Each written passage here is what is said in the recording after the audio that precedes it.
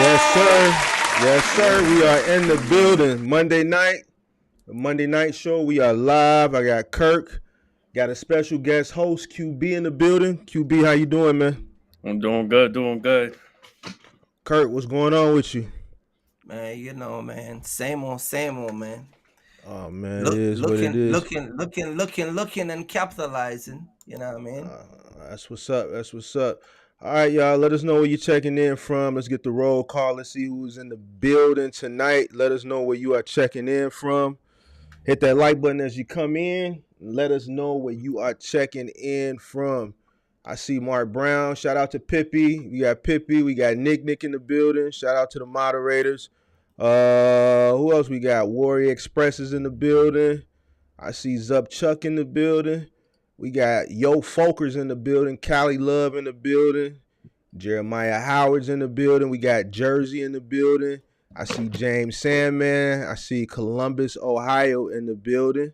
We got the Midwest in the building. We got Cali in the building.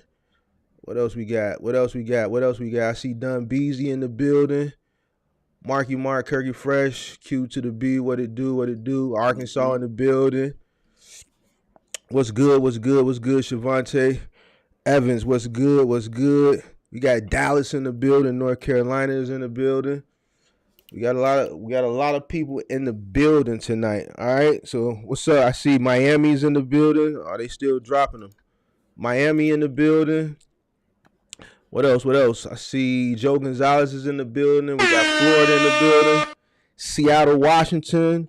Daniel in the building. Indiana.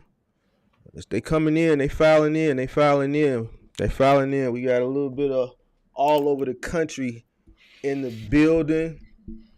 All right, so special night tonight. We got a guest, QB. So what I'm gonna do is I'm gonna be a good host, and I'm gonna allow QB to go ahead and introduce himself for people who may not know him. QB, go ahead and introduce yourself. Let people know who you are. Basically, QB, another YouTube, I guess, owner operator, posting video. My content is more so of me just learning and just documenting my process as an owner operator. I'm only 24 years old, almost a year in, and about, I think July will be a year in now. You know, just going on strong and just helping people along the way. And that's just basically it. And you out of where? Atlanta, right? Yeah, Atlanta. From New York, Atlanta, but moved down here. You know, it's where we're doing it from now. Are you originally from New York? Oh yeah, born and raised. How long you been in Atlanta? It's probably going on 2 years now, 2.5 years. What part of New York? Like Brooklyn? Bronx. You from the Bronx? Westchester area. Yeah. Okay, you from the Bronx. Okay. Mm-hmm. Shout out to everybody that's from New York. I think what's Zupchuck? Zupchuck, you from? Yeah, I know Zupchuck. He know it's crazy because he know my boy, and it's crazy. It's a small world. Okay. Okay. I see Crypto in the building, Pensacola in the building. What's going on, Kirk? So, man, you know me, man. I'm just chilling. Just chilling, man. I'm just chilling, man. Chilling. All right, so the room building up, man. So, man, tonight we're gonna talk about a few things. We're gonna talk about a little bit about Amazon. We're going to talk. Hold on, let me pull it because I got some notes.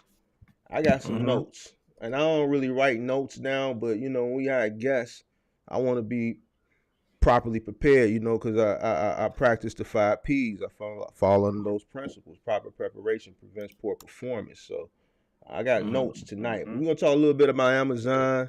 We're going to talk about the Loadboards, you know what I'm saying? We're going to talk a little bit about YouTube, as far as, you know, being a content creator, I guess, a YouTuber, as far as, you know, presenting content regarding box trucks. And then I got some other things that I want to talk to you about, QB. I know Kirk has some things that he wants to talk about, but let's get right into it though. Let's get right into it. Let's get started. Let's get started with Amazon. We ain't gonna, we gonna get right into it. All right. We getting straight to it, man. We ain't got no time to play no games, man. We'll get straight into it. So what I want to know, before we get into the meat, what led you to Amazon? Well, coming in, let me start from coming in, because that's why I started like everybody else. Even though my dad was owner operator, he was in a semi. So coming in, YouTube, where everybody else, YouTube, they made this amount a month, that amount a month. So that's led me to jump in with straight Amazon. Amazon is probably the easiest thing to do. Well, not no more because you need that 180 days. But before, Amazon was literally like the number one step into getting a box truck was doing Amazon, Mm-hmm. and then everything else after that. So that was just it for me. When the beginning it was just Amazon. And you came in 22 or 21? 22. What month? Amazon was dead when I came in. July. Oh, so July, end of it was July. on this so it was on this Yeah, it was on decline when you decline. came in. Yeah. Okay. So you didn't reap none of those inflated rates Nah, during the nah, pandemic. I You didn't see didn't none of that. nothing. Nothing. Okay, so you came in on the decline. Now I know from watching your content because I watch your videos, you have kind of like a love hate Yeah, relationship definitely. with Amazon, right? hmm Can you explain a little bit why? Um, I feel like Amazon don't care about the drivers at all. Like honestly, it's get to the point where I believe, like maybe, and people tell me I'm crazy, but I really believe Amazon does its best to hurt your score, so you don't have early access, so you could just take whatever bull crap is on their low boards for you to hold their lows for cheaps just to get a score back. Like I truly believe that.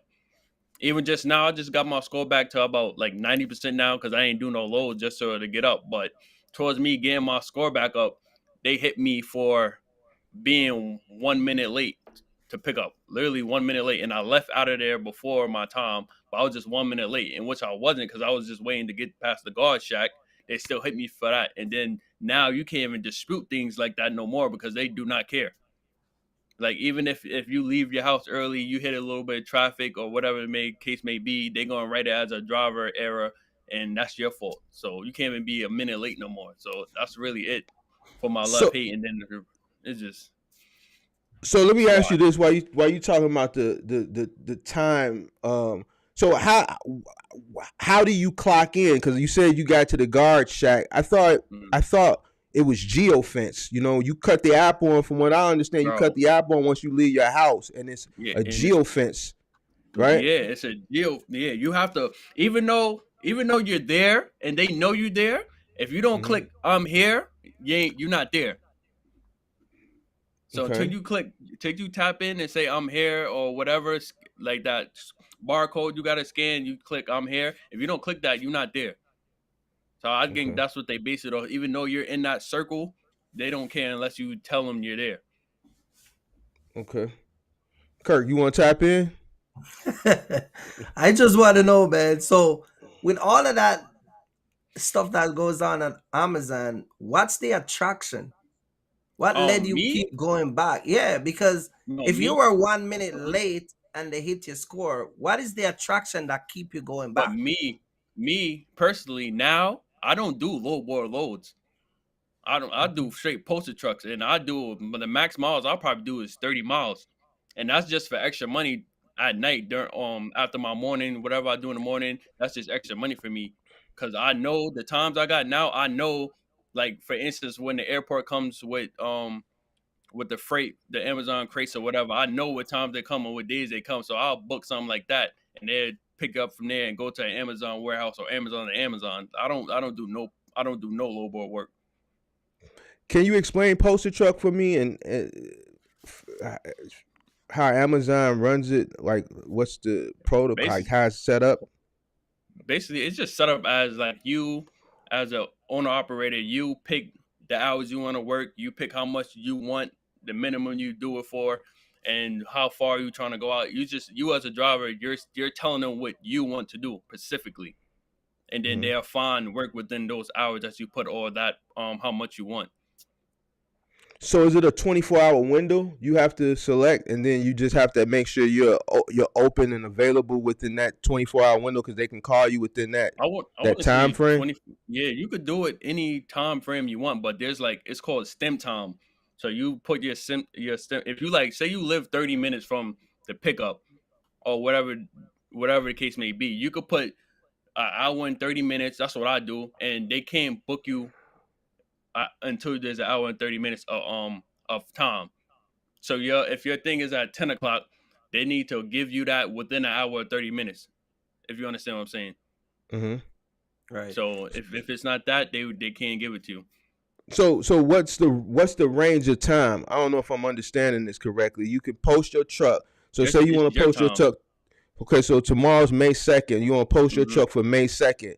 So you can Hmm. post it from, let's say, if I want to do from 8 to in the morning to 3 p.m., you could do it like Hmm. that.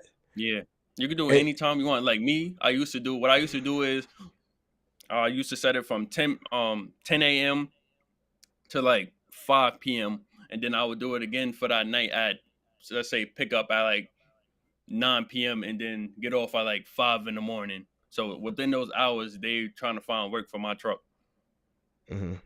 So what's So the it's all time about frame they can hours. call you? So if I pick from Um, 8 a.m. to 3 p.m., I have to be available from 8 to 3. They can yeah, call me at yeah. any time, right? No, they're not gonna call you. They just gonna give you the load, and that's why it's hard because you do it at night, and you really can't sleep. I'm not gonna lie, because once they book you, they don't call you, none of that. They just give you the load in your email, and if you're not up to get it, that's just it. So they email you the load, and if you miss, Yeah, even if you're up and you don't get the notification or you miss the notification, yeah, that's just so Mhm. it. so it's not app. It's wait. So it's not app based. So it's not like Mm. you got an Amazon Relay app and they send Oh you a load yeah, and you get like a ding. It goes straight to your email. yeah. Nah, it goes if your driver get the email, and then you as the business owner, whoever email it is as the business owner, so your driver get the notification, and then they send you an email. So it's basically that. But if you miss the email, then it ain't So none. It's no second notification. so where does the driver get the notification at, on an app or Yeah, on an the relay email? app. Relay The app. Relay app. Okay. Yeah. Okay. Okay. And It if just you be a miss little it, book. you just miss it, huh? Hmm. But it's going to be an adverse like mark on your score, Oh, right? your score is done. When that Sunday come, the Sunday coming, your score is Hmm. done. Forget about it. Don't even do Amazon no more. Now, when you say done, let's say I got 100%. Is it a such thing as 100%? Yeah, there's a So hundred you get a percent. okay. So let's say I got 100%, right? I got 100%, and I do a postal truck, right? And I Mm, and they send me an email at 3, and I dozed off and I miss it. So you said mm. that Sunday, for me missing that, if I got 100%, where's my score gonna go from that 100% if I miss that Probably gonna load? be like you probably gonna be like at 40. So they're gonna take 60%. They're gonna your score is demolished. You're done. Hmm. So it's Windows. It's Windows. Don't get me wrong, because say you got the truck load, and it's 6 hours prior to your pickup. Say something happened to your truck, you could go in and tell them like, hey, something happened to my truck. I can't do it right now, and it won't be as hard as if you did it like an hour before pickup. If you do, I think it's 2 hours, 2 or 4 hours. If it's 4 hours or less, your score is done. But if they be a little more lenient, if you're way ahead of the curve. Mm. Kirk. But I mean, I, I'm listening to you, and I gotta ask you, like, okay, I still can't see the attraction in working in that type of, like, mm, going to work. You post your truck, you get penalized. You show up one mm, minute, you get penalized. You get what I'm saying? yeah, Um, Clearly listening to you, and this is just one guy that I'm talking to, listening to you with this whole thing. mm, I don't get the attraction to, like, what is it about Amazon that let you keep going back? Like, you get what I'm saying? Because mm, there's a thing called temper, and I had enough, and I can't do this no more. Like, mm, what is the breaking point for you guys? Because I heard he said, a lot of people say Amazon trash and make a lot of video, don't take cheap rate, all that stuff, but it's still there. there's It's there's like going mm, to a warehouse, right? And the guy that work in the warehouse been working there for 15 years. You just get hired, and he tells you all the problem with the company, but he's still there. Like, what is the attraction? Like, you get what I'm saying? Because you're owner mm, operator. You're a 1099. You buy your own gas. You have your own truck. You pay your insurance. What is it about Amazon that keep y'all going back to deal with the nonsense? I mean, and what's gonna be your breaking point to be like, you Well, know what the hell with me, it? You know what I me, mean? like my situation is different. Like I said, for me, it's extra money. It's just extra money because I got local routes during the day. So I can Mm-hmm. make $500, $600 off my local route during the day, and then I just go on Amazon just to make extra money. Or if I didn't do a local route and during the day, I just do Amazon at night. For me personally, I don't have to do Amazon. But like I said, I don't like being too comfortable, so I like to try to make as much money as I can because I know there's gonna be a day or two I ain't gonna work. But at least I know I did a couple Amazon loads at night. That I know Thursday I'm gonna get a little check. But Mm-hmm. as far as, and I always tell people this when they ask me about Amazon, I said Amazon should never be your number one. Amazon should never be your source of income for your truck completely. Like, don't ever do that. You won't survive. I'm gonna say something to you, right? Because you're a smart guy. I listen to you talk. I watch a couple of your videos. You know, you're not you're from New York. You're from, you know what time it is, right? But Hmm. there's certain things in life where it will keep you from growing, and I feel like at some point, if you're in the trucking business, so at some point, you have to sit down and identify what makes sense to you, which you already know. You get what I'm saying? What makes Hmm. sense to you? What doesn't make sense? What is more profitable? Should I put more time here rather than going back and forth with this thing that not making me no profitable or getting me aggravated, or I'm always, and I want to say, I wouldn't say like a leech, you know what I mean, type of thing Hmm. with this, you know what I mean? Like, do you think that, I mean, I'm just saying, I do you think that you should focus more on getting a more structured route, whether it be day or night, and just cut Amazon because there's an indirect sometimes that can stop you from your true potential. And I think a lot of guys, even in the box truck space, um, Amazon actually kill their trucking business and their trucking career Hmm. because it's like you have one of those relationship, right? And it's like you break up, you go back, you break up, you go back, and it's like every time you go back, it's never good. You get what I'm saying? It works 1 minute, and then you feel good, and then you always try to find these things to try to justify staying there. You get what I'm saying? I don't Hmm. do Amazon. I tell people all the time I don't do it. It's not my kind of money. You get what I'm saying? Hmm. But I have buddy that do it, but the stuff that y'all go through, I couldn't even do it for a day. Like I deliver for brokers at Amazon, and thank God I don't have to deal with the stuff that y'all go through. But like I couldn't do it. I couldn't do it. I went to Amazon to deliver three pallets on my semi. It was at the back of the truck. I gave them the Seen BOL. that video They took literally. off all 26 pallets. You get what I'm saying? Hmm. They took off all 26 pallets off the trailer. We're talking about 1:30 in the morning. I never go to bed until 4 o'clock in the morning because they have to reload the pallet. And what make it worse, they have 7 pallet that they scan in their system. So the supervisor said they had to remove those 7 pallet out of their system before they can even put it back on my truck. Yeesh. And I'm just a guy that's just coming through. So I don't know how you guys deal with those stuff on a day to day, week to week, night to night. I mean, I would have to burn my truck up one night on a facility. I don't know. I'll get out of there and just leave the truck in fire because I don't know you guys do it. I mean, I Honestly. I think Amazon is one of them things. It's just good to have in your back pocket. Cause you never know what's could go on. Cause it's like Amazon is just overload place. Cause one day, like for instance, you want to have a good score if you don't do a lot of Amazon because they do have good paying loads here and there. Hmm. Like it's, for instance, they might be like a spot load. They email saying, oh, 50 miles, $900, or even when they post on like DET and all that stuff. That's where the big money is at when they post on DET. So it's good just to have in your back pocket. But as far as running every night and all that for the stress, I agree with you. Like it is a lot of stress. That's why I don't do it all the time. But I just keep my score up to date. But here's another thing, because I see people that are professional Amazon deliver people. You get what I'm saying? Like it's Mhm. they crown themselves I'm the king of Amazon, you know, and I'm the queen, and it's like There's and no. then you have the diplomat of Amazon, and then you got the mercery or whatever it is.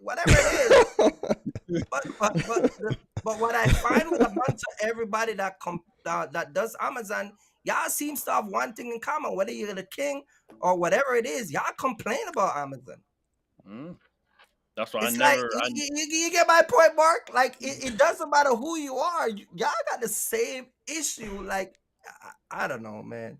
That's why I was asking you, uh, the questions that I was asking you, trying to get an understanding of what the protocol. You know what I'm saying? I kind of understand the metric system, why they do it. You know what I'm saying? But certain protocols, that's why I was asking you those certain questions. The only thing that intrigues me about Amazon is, I see 1 minute it was like everybody loves it, and then 1 minute everybody hates it, and then it's a tug of war back and forth, and so to me it's just like I just it's just weird because I see people are for it 1 minute, then they're against it the next minute, and now it's trash. And I just want a full understanding of what it really entails. That's why I was asking you those Yeah. specific questions. I'm not, what I want to get from you, since you do it. I want to pick your brain and kind of dive into the world of Amazon Relay, and just have an amicable dialogue about it, because some talking about Amazon, it kind of puts people on edge a little bit. You know what I'm Mhm. saying? So I just want to have an amicable conversation, amicable dialogue with someone Wait a who minute. does Wait a it. minute. Wait a minute. But You said that talk about Amazon putting people on edge. yeah, people put man, Amazon put people on the edge. Like, It man, might people be be you mean in the past, not now. You no talking now about too. I see videos. I man, see No, I think now it's no. worse. you be stupid. People get put on edge for Amazon. No, no, no, no, no. It's people on edge now. I see videos. It's a lot of new YouTubers. I see new But they, YouTubers all the time, and you just look at the titles. Now, I don't watch their mhm. content, so I don't know if it's clickbait or You know not. what I think You it know what I'm is. saying? I, So, I, what I learned about YouTube, it's mhm. the title, bro. But see, I So had a they made conversation mistakes with you from it. about that. Yeah, yeah. Look now, I'm there now. I chilled out. But but I don't but do too you much. But you understand why I told you why clickbaiting isn't good. Do you Yeah, understand why I said chill out on it? Because yeah. you gotta understand the demographic. The demographic that is in the box truck space, you gotta look at your analytics and look at your demographic. The But demographic that watches mhm, box truck content is here for education. They're not here for mhm, entertainment. And it's money involved, right? You can't waste those people's time. You see what I'm mhm, saying? So like the clickbait, like I saw a video. I don't remember. I saw it the other day. It was like ran my first Amazon load and it had $1,000 in green and it said -$900 in red. So mhm, I didn't click on it, but I'm mhm. assuming whoever that was, they lost $900. See, stuff like that, I don't watch. So what I'm saying, Kirk, is I'm seeing it now with the ushering in of the new content creator that's focusing their content on Amazon. It's like it's almost cool to trash it now. It's almost like it's a wave to trash it. You see what I'm saying? But I don't really want to, like, I'm not really here to talk about that because I don't run it. I just want to know, like, protocol and stuff. And I kind of want to just pick his brain since he does it, because I have, Mhm. I have some other questions. I don't know if you wanted to continue, Kurt, I with mean, the point you was making. I think that me personally, I think that you should find a more resource to put your time into, because No, definitely, based on cause based on just that just the way you talk about a minute late and I mean, you're 24, man. Like, you know, at 28, you should be at least looking to buy your fifth truck if you want to Mm-mm. stay in this business. You Nah. get what I'm saying? And that's Mm-hmm. and that's and that's not gonna come from doing Amazon. I mean, you got to think big. Like you can't, you know. Listen. I said this all the time. It's cool to start somewhere. I'm not against starting from there. But you as a individual, at some point, you got to know there's a growing process, right? In all of us. Mm-hmm. So at some point, how long you been doing Amazon now? Shoot, I don't do it. Last time I did it was 2 weeks ago. But No, but I'm saying you've But been there since how how long? long? off Yeah, and on for about almost a year, Shoot, right in July, right? almost a year. a Yeah. year. So at some point, what I'm saying is that you your vision is bigger than Amazon. So at some point, you got to say, you know what, I gotta go. You get what I'm saying? I Hmm. gotta get out of here because I got an you exit plan. I'm already. know what I I got. mean? I got my exit plan already. My exit plan is almost here. Like Hmm. literally, I got to renew my insurance soon. So the Amazon requirements is already going, and then now I'm about to hop in a semi truck very soon. So it's like, it was just it was something I just did because I had the insurance requirement. And then if I need extra money, I'll do it. Right, right, I'm right, always right, trying to make like from like I have a set number a day I need to make in my box truck. I hit it, but it's just good to have extra money. right.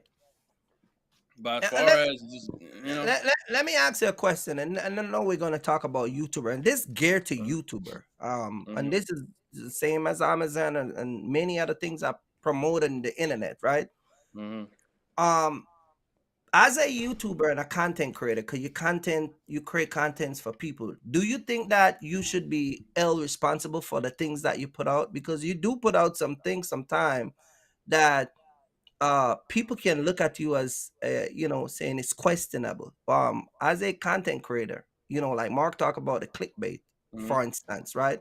But other stuff that you do you think that you should be held at a higher standard? And us in the box truck space, do you think that all of us should be held at a highest standard?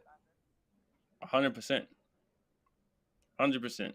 Because at the end of the day, this is not one of the. I feel like what we do is not one of those things that's like, we just post content and we don't give out no type of services or nothing. We are people who, people invest their time, and in a lot of cases, people are investing thousands of dollars into people, and sometimes it could be their life savings or whatever they're investing to, try to get a box truck or whatever the case may be. So if they watching you and you their main person, they're watching you, gonna be held responsible. Given the And it, fact that you're a 24-year old, I mean, sometimes the age doesn't really matter, but mhm. do you think that you've been respected in the box truck space, even though you talk about Amazon and various different things among other YouTubers? Oh, 100%. I get countless DMs of people, way older than me too, thanking me, saying I'm doing whatever I need to do. So I feel like definitely. Not the viewers. I'm talking about the Mhm. the other box truck content creator, Oh, don't like my me, respect it Mark. by them. Honestly, I don't. Probably don't nobody. Probably don't nobody reach out to him. Honestly, I don't like. Honestly, I don't care who respects me or not. Like, it's not. I don't do it for people around me in the same space. I do it for people like me, who's probably trying to come up Hmm. out the gutter or whatever. That's the people I do it for. I could care less about how someone else views me. Like I really don't care about none of that stuff. That's a Right. good. That's Real, a good real record. attitude to Like I have. said, real recognize real. And That's like a I said, good. I'm up here with y'all too. So obviously y'all see something in me. Yeah, So but I see, the respect it. thing is that one of the thing that I talked to Intro Mike about this when I first started my YouTube channel, right? And um it seems to be like there's a void when people start a channel, and there's some type of like, you know you from Atlanta, so let's say you Mm-hmm. got 5 people that are content creator that talks about Amazon from Mm-hmm. Atlanta. Like nobody reach out and like, I'm not saying you're asking them or whatever, but like collaboration, or man, I do a live. Do you want to come and chop it up with me? You get what I'm saying? Um, Yo, I see you do a video. You get what I'm saying? Do you mhm, think that most guys are just either cocky? Because I see a lot of guys on the internet. I mean, I talked to Mark sometime about it. mhm. I mean, Now I feel like now is different from before. I don't feel like there's a lot of cocky people now because I feel like the real game is getting put out now compared to pandemic when it was booming. So I feel like it's oh, more so, real. so they were cocky. So they weren't. So you titled a video one time. Hmm. I think the video was titled "The Real Truth About the Box Shop Business." Yeah. Are those titles that you title sometime? Is it because of those YouTubers that you kind of like saying they were lying to you all the time, but no, Hmm. I'm gonna tell No, you it the was truth. it's It's kind of because like I get ex. it was more so my experiences and people DMing me about other content creators and telling that they wasn't who they said they was. Like for instance, some girl DM me and said she invested all her money under somebody. I'm not gonna say their name. They invested all their money into somebody. They end up her You can business come on end up my taking. channel and call the name. I ain't go. I don't want no smoke with nobody. I don't want no smoke with nobody. But basically, she went under him as a mentor. Whatever, got her truck. Uh-huh.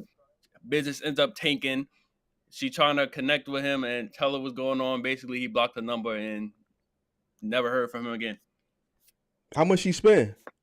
I think she said like 7 grand. She went the rental route, so Is it about all right? 7 grand. All right. You ain't gotta say no names, but Want me what to Just come say? on reason? my channel. Oh, Just come on my No, channel. wait, You get no, hold on. We gonna figure this out. Hold on. What region of the country? What I'm region of gonna the country say they in? they Cause out it here. ain't too They out here somewhere. out in Atlanta. Oh, They out here somewhere. Oh, I know the answer to that one. I know the They answer. out I here can give you the somewhere, name. man. You I talking give you a about better but Buddy that in clue. I give you a Atlanta? better clue right here. Listen. I give you a better clue. This okay. man never drove a box truck either. Oh Oh man, we man. talking about Buddy. Yeah, We talking about easy. Buddy. Buddy. You Yeah, talking about Buddy? That's our Come on my buddy. channel. you I'll know give you the exactly who name. Buddy. I'm talking Man, about. you already know who we talking about. Man, you Bro, already know who we talking about. I think I Listen. underestimated. Like I feel like I underestimated how much money people really was out here giving influencers, bro. Like I Uh-huh. underestimated it, but trust me, like I really believe they like when things was when the trucking industry was at its peak and everybody wanted a part. I feel like people made a lot of money. Buddy from Atlanta. Mhm. You talking about Yeah, Billboard? right. Billboard, Buddy. Billboard, yup. Yo, Oh, you know what's crazy? I'm back in a couple months ago last year. I'm literally in my truck. I'm in my truck. I'm driving. I'm driving to go pick up. I just look up and I said, I had to like shake my head and open my eyes again. I'm like, yo, he has a hey man, billboard? hey I'm man, like, hey, wow. hey, he got that from when Michi and them had that billboard back like in '05 when BMF put that billboard up there. Yo, that was insane. Got $1 million. I'm like, yo, y'all come in here and think y'all making $1 million? QB. I'm Hey man. QB. shit. QB. I'm gonna do. QB, hey, QB I'm went gonna straight to the invite. crib and made a video said the truth. He saw the Shit. billboard. He saw the billboard. He went straight to the crib and made a video. You went straight to the crib and made the truth about that billboard made you mad as hell, did it? Oh Yeah, man. because sometimes I think like I think in my head, I'm like, how can y'all really sit here and believe this? Oh man. Like I need I to put don't a know, go through billboard. people I head. need. Hey Mark. I think I need to put a billboard at the New Jersey Turnpike, man. Gotta Word. put a billboard up. Mm. What you gonna be standing there with a rack of money in your hand? What you gonna do? I gotta get two of them drug dealer necklace.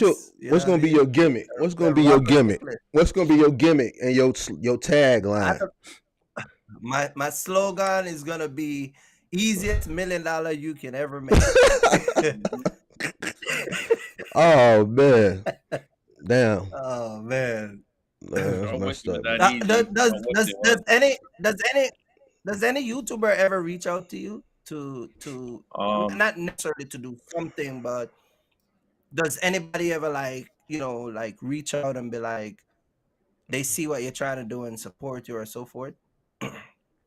Nah, negative. Other than Mark, other than that, nah. Damn, I'm the I Right. only feel one like who reached Okay. out to you. matter of fact, it was you and someone else, some older dude, but that was on some business building business credit and everything else. But other than Uh, that, it was just it.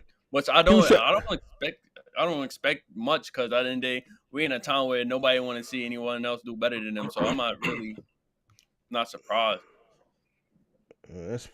That's messed up, Mm-hmm. man. Yeah, I reached out to you before because like I always shout you out. I'm gonna Mm-hmm. coin you the young. I'm gonna coin you the youngest in charge as far as the Mm-hmm. box truck stuff on YouTube. I'm gonna put that title on. You know what I'm saying? But I don't really watch too many people's stuff, but your stuff kind of stood out to me. You know what I'm saying? And I know your father was a trucker. You know what I'm saying? So a lot of the stuff that you be saying is 100, and then the what I really admired about watching your content is you don't try to be something that you're not. You're forthcoming about, I'm Mm-hmm. just coming in. I'm just, this is my journey. You're not trying to be Mm-hmm. the guru. You're not trying to sell people on something that you're not that experienced in. So that was something that I saw that a lot of people weren't doing, you know what I'm saying? So it was kind Mm-hmm. of refreshing to see that you were, forthcoming about, the time you've been in and you weren't, so I appreciate it. That's why I reached out to you, and I know I DM'd you and told. I seen one of your videos. You was having an issue with something, and I DM'd you and I said if you needed something, let me know or something. But yeah, Mm-hmm. I don't have no problem reaching out, and I think we need to do that more. You know what I'm saying? We need to, Definitely.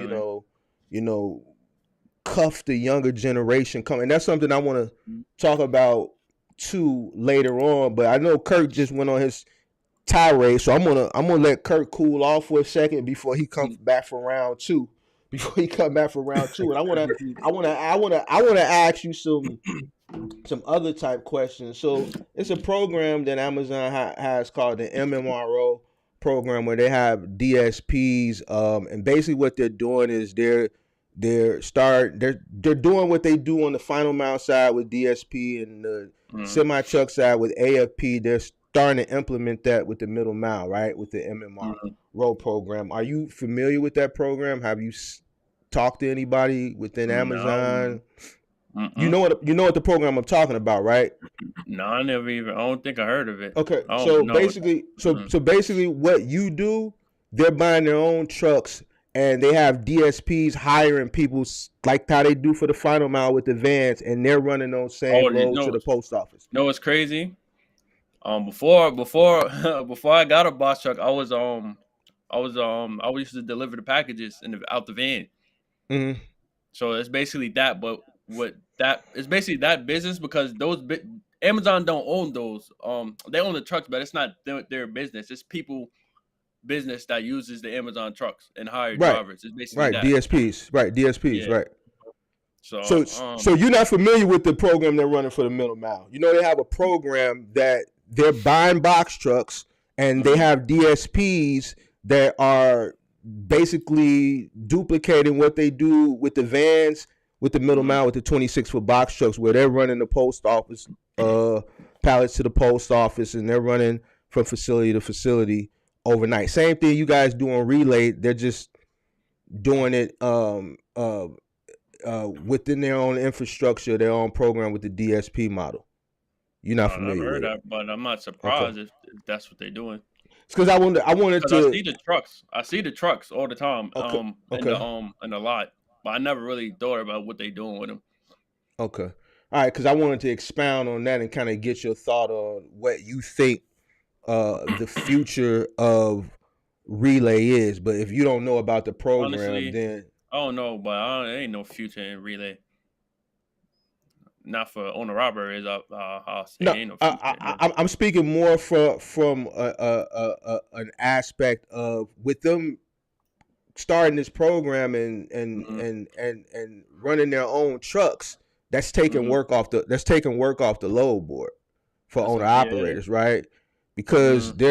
they're gonna give the loads to the vested interests first, which would be the DSPs because they're partners, right? Mm-hmm. So they're gonna get those loads. So that's taking work off the load board. So basically, I was asking you that for you to kind of expound on, kind of forecast what your thoughts, since you're on the inside, what you think is going to be the future of Amazon Relay with them onboarding their own trucks and Um, running it in house now. um, I don't know much, but I would say I truly believe at one point Amazon is going to have everything for the most part, probably in house. Maybe not the semi trucks, but everything else I believe is probably going to be in house at one point. Let me ask you a question. Do you? Because I got another question I want to ask you. Are you Mhm. in? Are you? Do you have any connection in Amazon where supervisors? Because I see a lot of content creators say, "Well, the reason why not knowing this is because you don't know these people, and these people know us." Um, And do you have those type of connection? I don't have, And I don't, what benefit does that give you?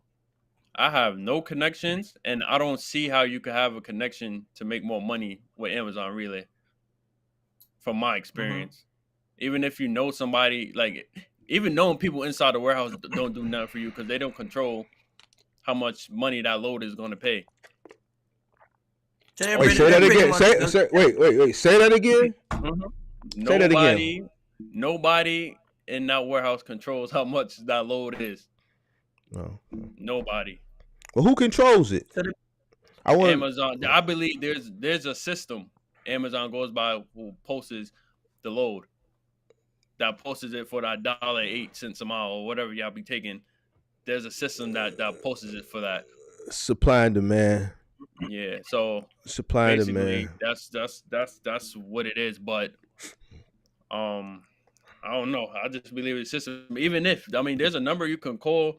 Even when you call the number for loads, none of them are American. So I don't understand what connection you will have. yeah, well, you got YouTubers say the reason why y'all ain't running the trucks is because you ain't know these people. You ain't hanging out with these people. We know these guys, so They I must have take that somebody in the headquarters or as something. in there's some backdoor thing that goes on at Amazon. You know what I mean? Um, Nah. you I know I know this for a fact because my buddy uses my name. So the next question I'm gonna ask you. There are people that got more than one driver profile. Um, is Mm-hmm. that of course it's not legal to use that at Amazon, but do you run across a lot of that when people use different drivers profile? Sure. I ain't do it, but like I overbooked a couple loads, and I had connections where I allowed them to. I put them a driver onto my account for them to do it. That's it. But if you go on Indeed right now and you type in Amazon, there's companies that's going to put you under their account to drive your own box truck. Hmm. But I believe they cracking down on it because I even seen a couple posts on Facebook of somebody coming to the facility with a whole different name and DOT number, and they shut the whole company down, whoever load it was. So Right. definitely you don't want to do that. But if you run into a little So, problem where you can't do a load or you need somebody running real quick, that's fine. But as far as every day, all day, somebody else driving their truck on their account, I wouldn't do that for so long because all it takes is for that person at the guard shack to just look and be like, oh, this is two different companies. Let me call somebody about it, and then you're done. well, I And know. trust. So I know that scenario, but I know people that are using a one box truck or the one tractor trailer, right? Mm-hmm. And they're using is the same driver. The truck and the driver is Mm-hmm. the same. It's just that his name is sign up name is Kirky Fresh, but then he has another name that is Junior Brown, and then another name that is Peter, Wong, but it's the same exact guy with the same exact truck. You get what I'm saying? In that Was case, he do trying you to run pull multiple across? loads? No, no, because Amazon give you guys a time to drive, and after a while you Yeah. you can't use that name. So they'll create Mhm. different profiles so they can continue driving. Do you run I across a lot of mean, that? I don't run across that, but I mean, as far as getting another load within that time zone, I understand if you do that for like a semi truck, but a box truck, I would never recommend that. Cause the simple fact you never know how many pallets you're gonna have. So for box truck, I wouldn't do that. Right. So Okay. Mark, you you could got have what 12 pallets, and you could break down a couple of them. But if you go do another load and you got all your pallets stacked to the roof, you're done. right.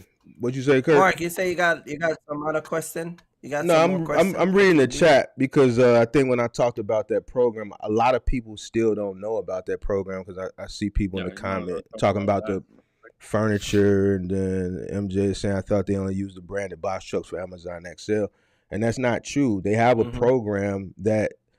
So the thing with Amazon is when they roll something out, if you study the history of Amazon, whenever they roll out a new program, they do it quietly. They don't make a big fuss out of it. They don't open it to the public. They start with internal DSPs. They offer it to the top DSPs first. They let them run it under a pilot program, and then as they knock out the kinks and stuff like that, then they begin to open it up for more. I actually booked a coaching session maybe about 2 months ago with someone who actually got offered the opportunity to sign up with this program early because it's still not offered to the public yet, like AFP and DSP. So what I'm going to do is I'm going to explain it because I did a video on this program at the end of last year. I'm going to explain it for like all the new subscribers. There is a program that Amazon has. It's called the MMRO program, the Middle Mile Route Opportunity Program. It's not open to the public. It's something that's internal right now that is only being offered, and it's been only been offered for about the past 7-8 months to select DSPs, which are the top DSPs across the country. And basically, what it is it's the same thing that you do on Amazon Relay as an owner operator, but Amazon has been ordering their own 26-foot box trucks. You probably have seen them sitting in the lot, and DSPs that run the vans, they're offering them the middle mile route opportunity program, right? And basically what that is they're hiring people to do exactly what you do as an owner operator for Amazon Relay. Now, Mark, I didn't see the video. I don't know what you're talking about. Mark always has the proof. All right. So what I'm going to do is the same thing I did last year. I'm going to show you the proof because the DSPs have been hiring for these positions for about the past 6-7 months, and these positions are actually being ran. So let me share my screen real quick. Oh, Kurt, let me see. Where's my button at? Where my share screen button? We're gonna go this way with it. We're gonna go this way. All right. Let me move this out the way. All right, so here's a job posting for a DSP out of New Jersey. All right, and this is for a box truck driver. This is a DSP. This is an Amazon DSP, as you can see it right here, and they're hiring for this. All right, overnight box truck driver responsibilities: arrive on time, inspect truck, use Relay app, arrive at EWR5 warehouse on time. Never fail to wake up. Blah blah blah. Load trucks at Amazon warehouse. Drive to 4 to 8 U.S. post offices and complete your route. Use a pallet jack, lift gate, and offload your truck. Scan everything. Blah blah blah. Blah blah blah. I'm not going to read all of this. Amazon is offering benefits. So now, because this is a DSP, they're hiring employees to do the work. They're paying them $21.75 to $23.50 an hour, and they're offering them full benefits after the first 30 days. All right. They're offering them full benefits after the first 30 days. All right. So this is the program that I've been talking about that no one talks about. Maybe because a lot of people don't know. The reason I got the information, an inside source gave me the information. All right. Here's the proof. You can go on any job. You can go on Glassdoor. You can go on Google Jobs. You can go on Indeed, and DSPs across the country are actively hiring for employees to run those same routes as Relay. So that I thought you knew about this program, but I guess it's still, unbeknownst to a lot of people. But now with you knowing this, as they continue to build their fleet up, right? Their box truck fleet to run the same runs that owner operators run for relay, all right, in the middle of the night. Based off the information I'm telling you, what do you think is the future for Amazon Relay from an owner operator perspective?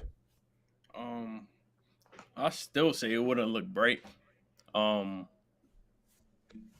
I don't feel like as an owner operator they putting a hourly pay on what they trying to make you do. So I'm not really with that at all. Second of, I mean, as insurance saying because it's home delivery, right? Huh? It was you It said it was says home post delivery. office. No, this is going to the This post post office. office? It's just post Yeah. office, Mm-hmm. and they Post talking about hourly offices. pay. I see some DSPs saying post office and some DSPs saying facility to facility and post offices. So And it's they the took same. It's the same concept, except you're just doing it for Amazon instead of doing it for yourself. as in working for that company, not no owner operator. So the same concept for the Right. DSPs with the vans Hmm. is the same concept for the middleman. Except it's going to be Okay, 26 okay. foot box trucks. Mm-hmm. Shoot. Now I feel like they're trying to push them out, or at least still not pay as much if they want to go down that route. But shoot, I still don't know. But I feel like for owner operators, it still don't look bright. Maybe for someone who is pursuing being an owner operator or trying to own a box truck one day, I feel like it's better for them to go through that. But as for owner operator, I don't really see a plus to that. No, That's just no. What hurting I'm you. saying is as they continue they've ordered a bunch of 26 footers. As the 26 Hmm. footers come in, they're running the loads internally now. So that's Hmm. taking work away from the owner operators off the load board because I'm a DSP, right? Hmm. Right? And I sign up, okay, I pay the 20 grand, let's say it's 25 grand, I buy into the program. They give Hmm. me 8 26-foot Amazon branded box trucks, right? And I'm running the same thing you would do. They're giving me those loads now. They're giving me eight Hmm. trucks because I got a guarantee because I got vested interest. They got vested Hmm. interest in me. I got vested interest in them. So I hold priority over an owner operator, right? So Hmm. now with that being said, now that you know that I'm explaining it to you. With that Hmm. being said, as more trucks come in, what is your forecast or prediction, I should say, on the future of relay? Do you think? Let me help you make it easy. Do you think? And I understand. I can understand that. Obviously, it's taking work away from the owner operators, Hmm. right? Those loads that they're giving to the DSPs to run Hmm.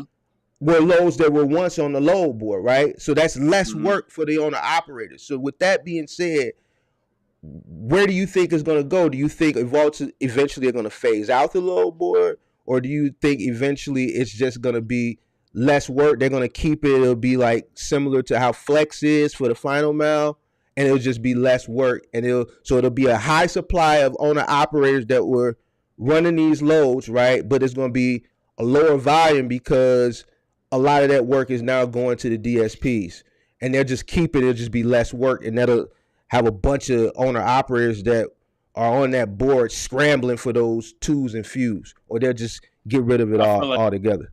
I don't feel like it's going to be all gone per se.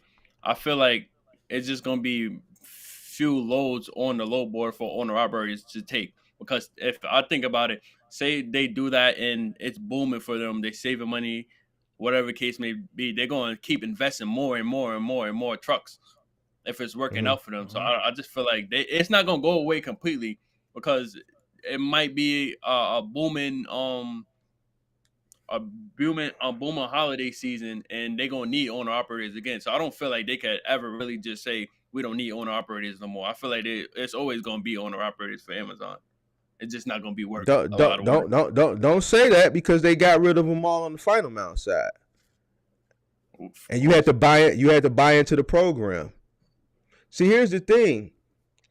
Don't you can't say that now. You can't you Hmm. can't you can't you can't make that forecast because I see other people saying that too, and I've seen them do it in other avenues.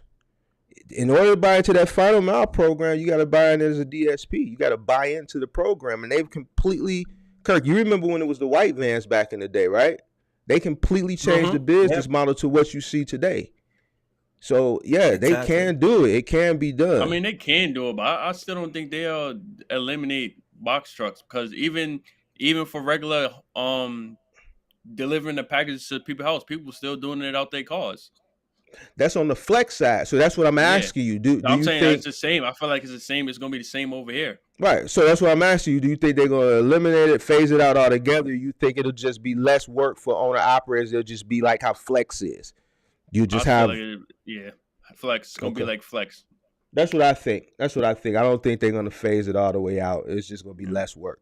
So with that being So said, and with that being said, it's just an eye opener for owner operators who do run Amazon. That I don't know how soon because it all depends on how fast they build a fleet up. But eventually, the more trucks come in, the less work that's going to be posted on the load board for on the relay Mm-hmm. board for owner operators. So there's going to be a high supply of owner operators that are used to running, but there's going to be less work. So this is something for people to keep in mind, for the future, so that if you start seeing less work, you know what I'm saying, you know why, mhm. so. Yep. Now you say that you have an exit plan, right? And Amazon is not a part of your future, which I'm glad to hear you say that. Mm-hmm. I know you did a video said that you get your CDL or you're getting your CDL? I have it now. I have a semi truck. So Okay, right so you have a now, class A license. yeah, I have a Class A and I have a semi truck already. So right now, I talk to my dad Mm-hmm. because, like I said, I could learn under him, but he don't have a lot of time to invest in helping me learn inside the truck. So he's advising me to go sign up, go drive for like a company for a few months, just so when I go out on my own, he can help me here and there, but at least I have experience. Mm-hmm. So right now, it's just me assessing the situation and see if I just want to go all out and just come in and just drive the truck But off but rip here and learn that way, or but just or but do you what you ever gonna drive say? a semi? Yeah, I Okay, drove it but all you through you haven't school done and it. I drove it some with other people. But as far as me Okay. by myself backing up to a dock, everything, I don't feel comfortable like that yet. I'm not gonna lie. Okay. I'm not comfortable. So why you don't want to work for someone? Because here's the thing: if let's say if I'm gonna buy a truck and give it to you, my problem is gonna be Hmm. you gonna bang that truck up. Yeah, So that's my that's my advice is gonna problem with be my own truck is banging go it up. right. So I would tell you go bang up Snyder and Warner truck and rip off a couple guys' car fender and tear up a couple bumper and then come back. You get what I'm saying? Yeah, that's exactly what my dad So I said. mean, Go mess up their truck. Go terrorize their truck before you go right, damage your own. That's what you right. going Because that's if what you you come gonna out do. here with your I feel like I'm still assessing because I make content. So Mm-hmm. there's already content of company drivers out that just all over YouTube. I'm trying to find a way if I pursue that way to be different. Because Mm. 9 times I'm not going. It's like it's a good in 75 terms of chance I'm gonna go down that what? route, huh? But when you say you make content, you say you make content. You don't want nobody to see you ripping up a car. No, no, as in content as the videos I can make as a company driver. I feel like I need to assess how what I'm gonna post because I don't want to just post regular videos like everybody else was doing. Oh, got you, got you, got you. Yeah, But you're so gonna I'm be trying to be ripping off a different. bunch of bumpers, so that I think Sure, if that's I gonna be a trust me, different if content, I do it, I'm gonna post it. I'll tell you that much. I don't listen. I right, don't got Mark? no shame. Mm. Right. So you're gonna be ripping off a couple bumpers. So you know what I mean? I So mean, if you I you do, I you But do. so you still want to make content. You don't want to. you don't want to put the content on the back seat. You just basically trying to figure out a way to be a company driver Yeah, for a short span of time yeah, and make content. yeah. Well, Because I think YouTube is weird. It's not weird. It's like you really can't take no breaks off YouTube. don't say where. I hope you weren't finna say is where it's at. Cause No, then I no, was no, gonna no, no. ask I you don't go. No, no, what no, no, I was gonna ask you no. in what facet. Well, now let me ask the It- comments a question real quick because it seems that people think YouTube will make a whole bunch of money. Please tell me how much y'all think we make. I gotta see this because I don't know what people be coming up with these numbers from. I make I spend about more money. I'm oh man. I bought a system the other day for like almost 3 grand, and I don't get 3 grand from YouTube. I never get a paycheck from I YouTube that give me 3 grand. I got the Shoot, same system. I ain't even get a grand yet. So So I don't. Yeah. with all my But see, I'm sorry, Mark. But see, here's the but thing. Here's the thing, and this is where a lot of people get it all mixed up. See, making money from YouTube and making money using YouTube is two Yeah. different things. I make more money using So YouTube than on YouTube for sure. exactly. So I think when the viewers hear we say that, hmm um, it's not that we don't make money being on YouTube. I make money using YouTube as a hmm platform to make it. But as far as getting a paycheck from YouTube, I don't do it. That's why a lot of YouTubers who come, they get mad because they watch other people's subscriber numbers go up and they think that they getting a big paycheck. You get what I'm saying? I'm telling you this for anybody who wants to do YouTube. If you jump in YouTube for the money, you might as well not even do it.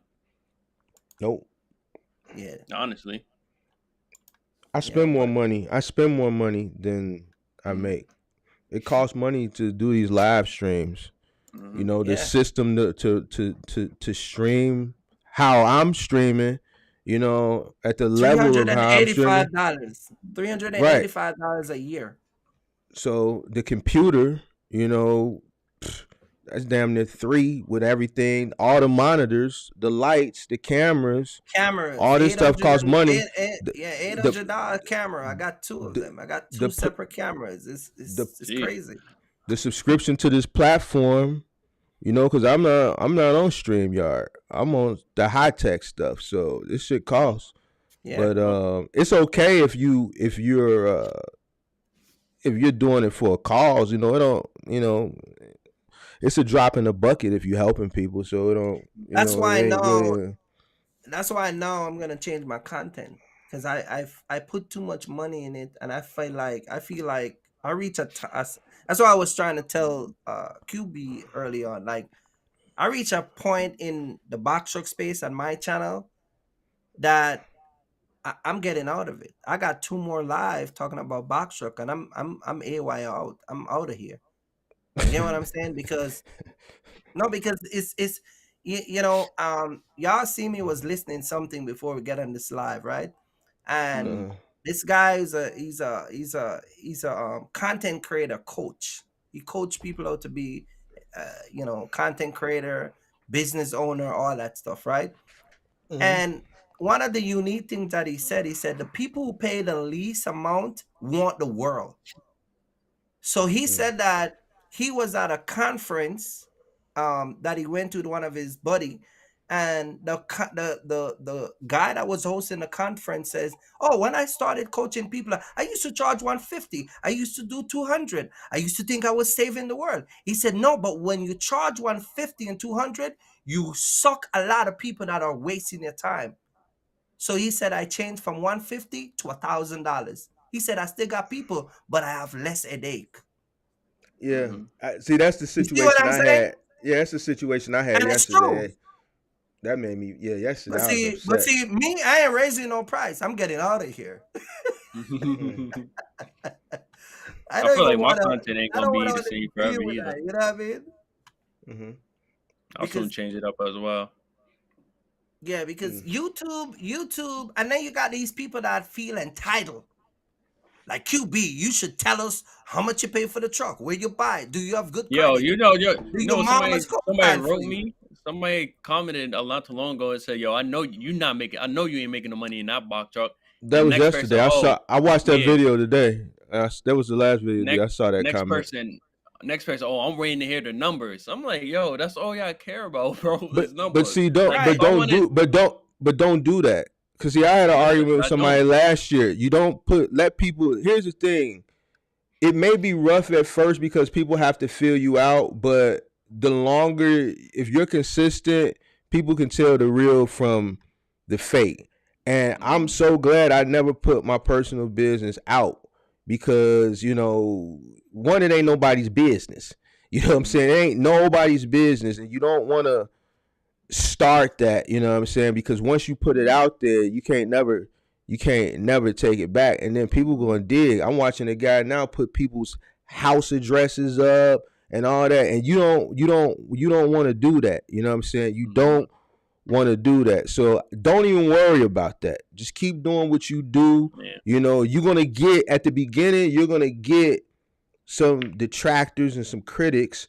But if you continue to put out good quality content, you know what I'm saying, you'll shine.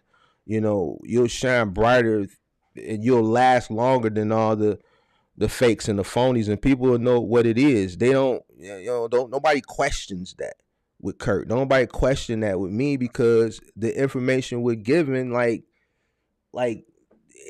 we know what the hell we talking about. We know what the hell we talking about, and it's obvious. You know what I'm saying? So Mm, just keep doing what you're doing. Ignore those types of comments, bro. Don't even get caught up in that shit. yeah. Don't even That's get why caught up in that. YouTube is a wild place, like for real. But I know if I want I'm 10,000 views, I know what to do. Trust Don't me. no do But it. it's like listen, I don't But want to don't go down that road. listen. but don't do it. Don't do that.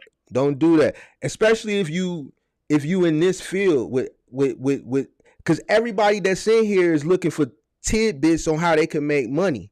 They not Mm-hmm. here for entertainment. Like entertainment and all that stuff, then you can troll and clickbait and all that stuff. But the demographic that watches our content, they about business. They don't want a clickbait.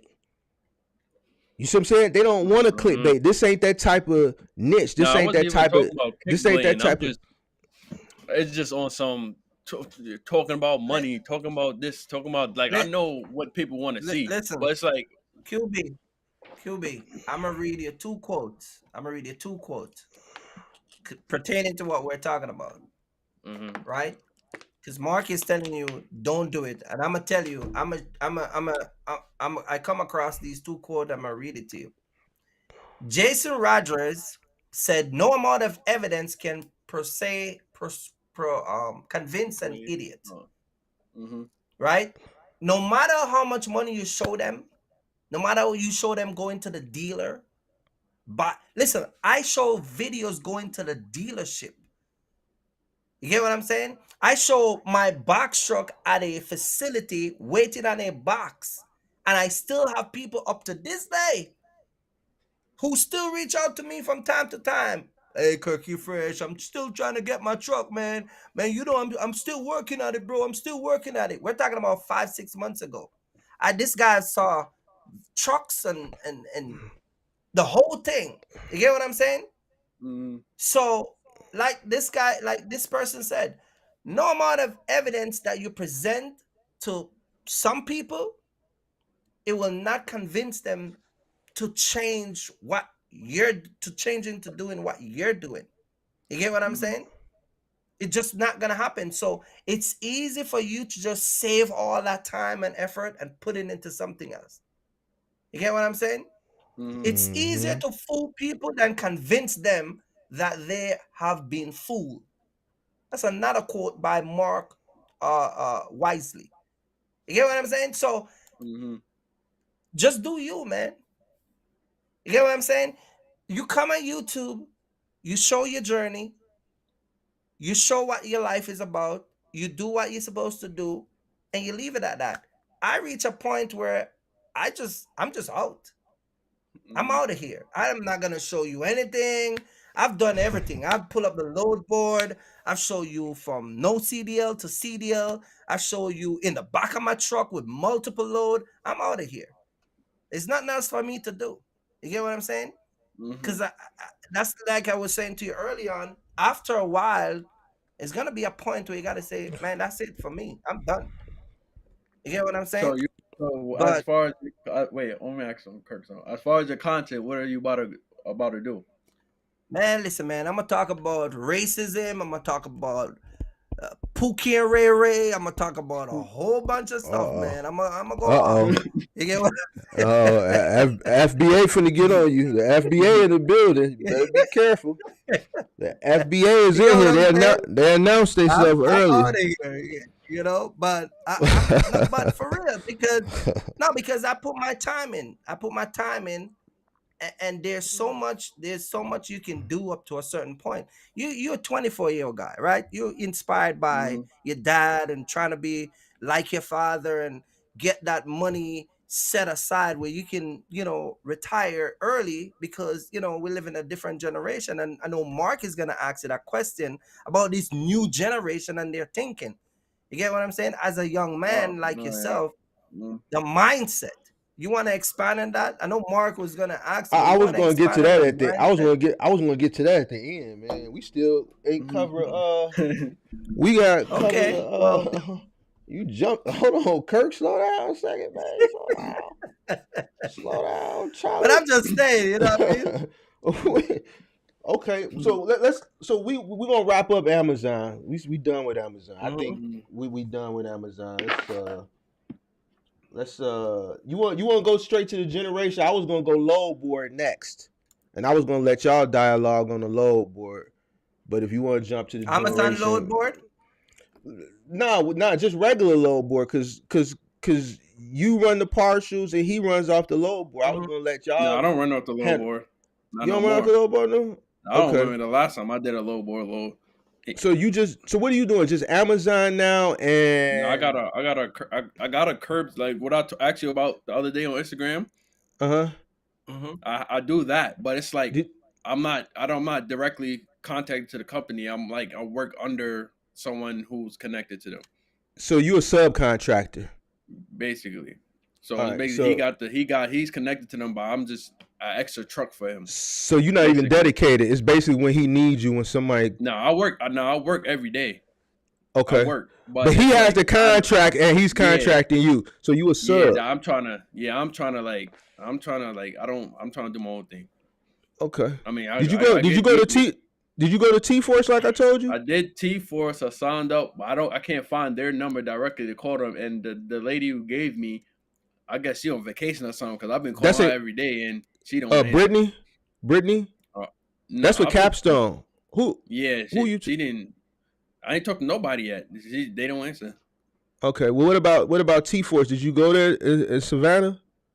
Oh, Savannah, I nah. think it's in I just Savannah applied. out there. Go there because the people that my subscribers that I've sent there, they all Mhm. running and they happy.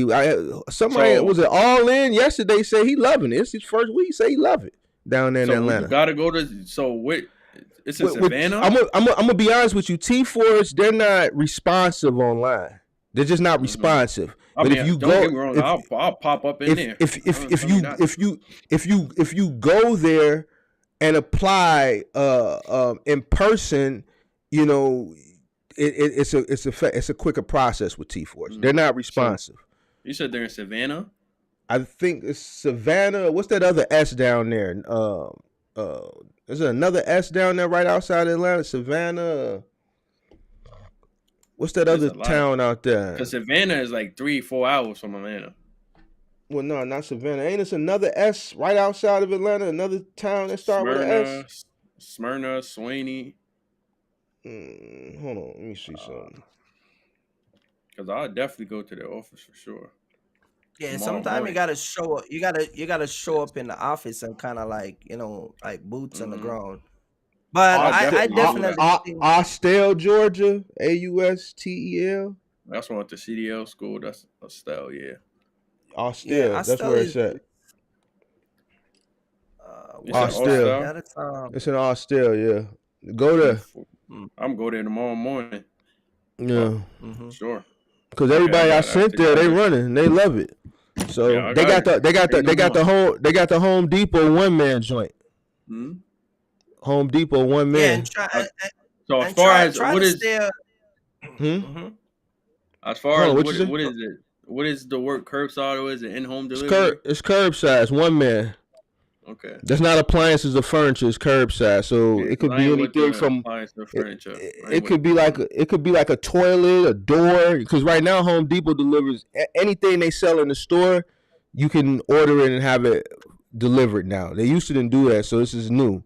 So yeah, so it's one man curbside final mile. It could be 2x4s on the pallet. It could be pallet of doors. Everything is palletized, so it's curbside. You know what I'm saying? So one man. But yeah, go check them mm, out, man. Everybody that I sent the see, y'all just got some free game. I'm about to see like 10 people in there tomorrow now.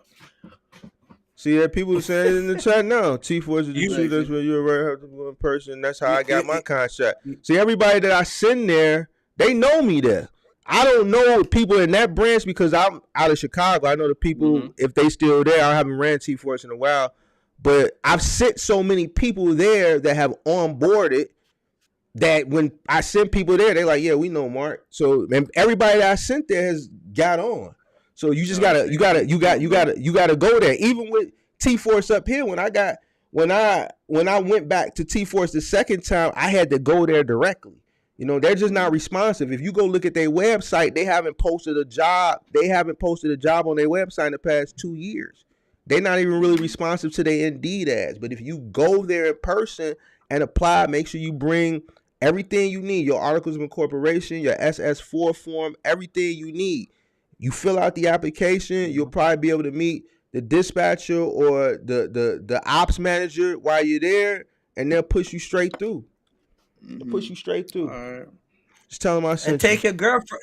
Take your girlfriend, man, because I see you do a video with her one time when she was Mm-hmm. in the truck Yo, taking him to yo, Mark. Amazon. Man. You Yo, see, I don't know, Mark, but like I don't know how you come off because literally a few minutes ago she texted me like, "Is he being rude?" who? Kirk. Who? Am I being Who, rude? me? No, she asked me, is Kirk being rude to me? Who asked you that? Oh, girl. His Asked girlfriend. Is Kirk being rude to you? Yeah, because I guess how he Oh, speak. oh man, that's just how he speak, man. He's Jamaican, That's man. what You I know said. I they, said, nah, that's just how he eh, speak. you know, they just you gonna real make direct. you gonna make her come in here, bro. I'm paying. Oh I'm paying. man, I'm did you pay pay? Kirk though, but Well, let's talk about her, man. Let's talk about her. Did oh you pay no, her for that run? Did you Oh pay her for man. that run that night?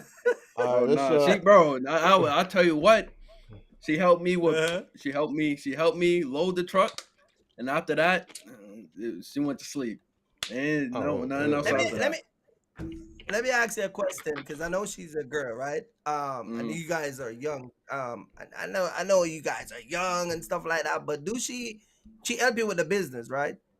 yeah, for sure. Paperwork, whatever, behind the scenes. Right. That's what I'm saying. Mm, So, do you think that getting a woman when having a business, especially the way you're running a business, a lot of mm, paperwork, a lot of stuff involved. I know you got that support, but for guys mm. who, I got a lot of guys who their wife just waiting a paycheck to come home, or No, because at the end of the day, like I saying, like I feel like women, like I feel like women are way more intelligent than us. Um, so I feel like Mhm. just having somebody on the side who knows the business, You knows the think so? paperwork You and think so? whatnot, for sure, You, for sure.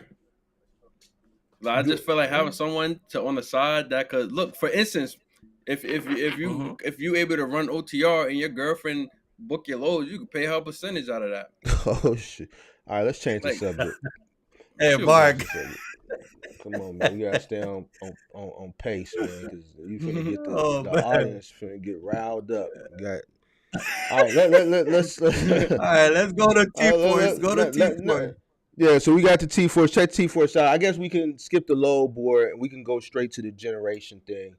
Hmm. Let's Mhm. talk generation because I talk a lot about the generation gap on my channel and my Mhm. lives and stuff like that. And your Generation Z. Your Generation Z, you're part of this young generation, and y'all are changing the landscape. Y'all changing the mindset of just how what traditionally prior generations looked at work. Y'all are changing that.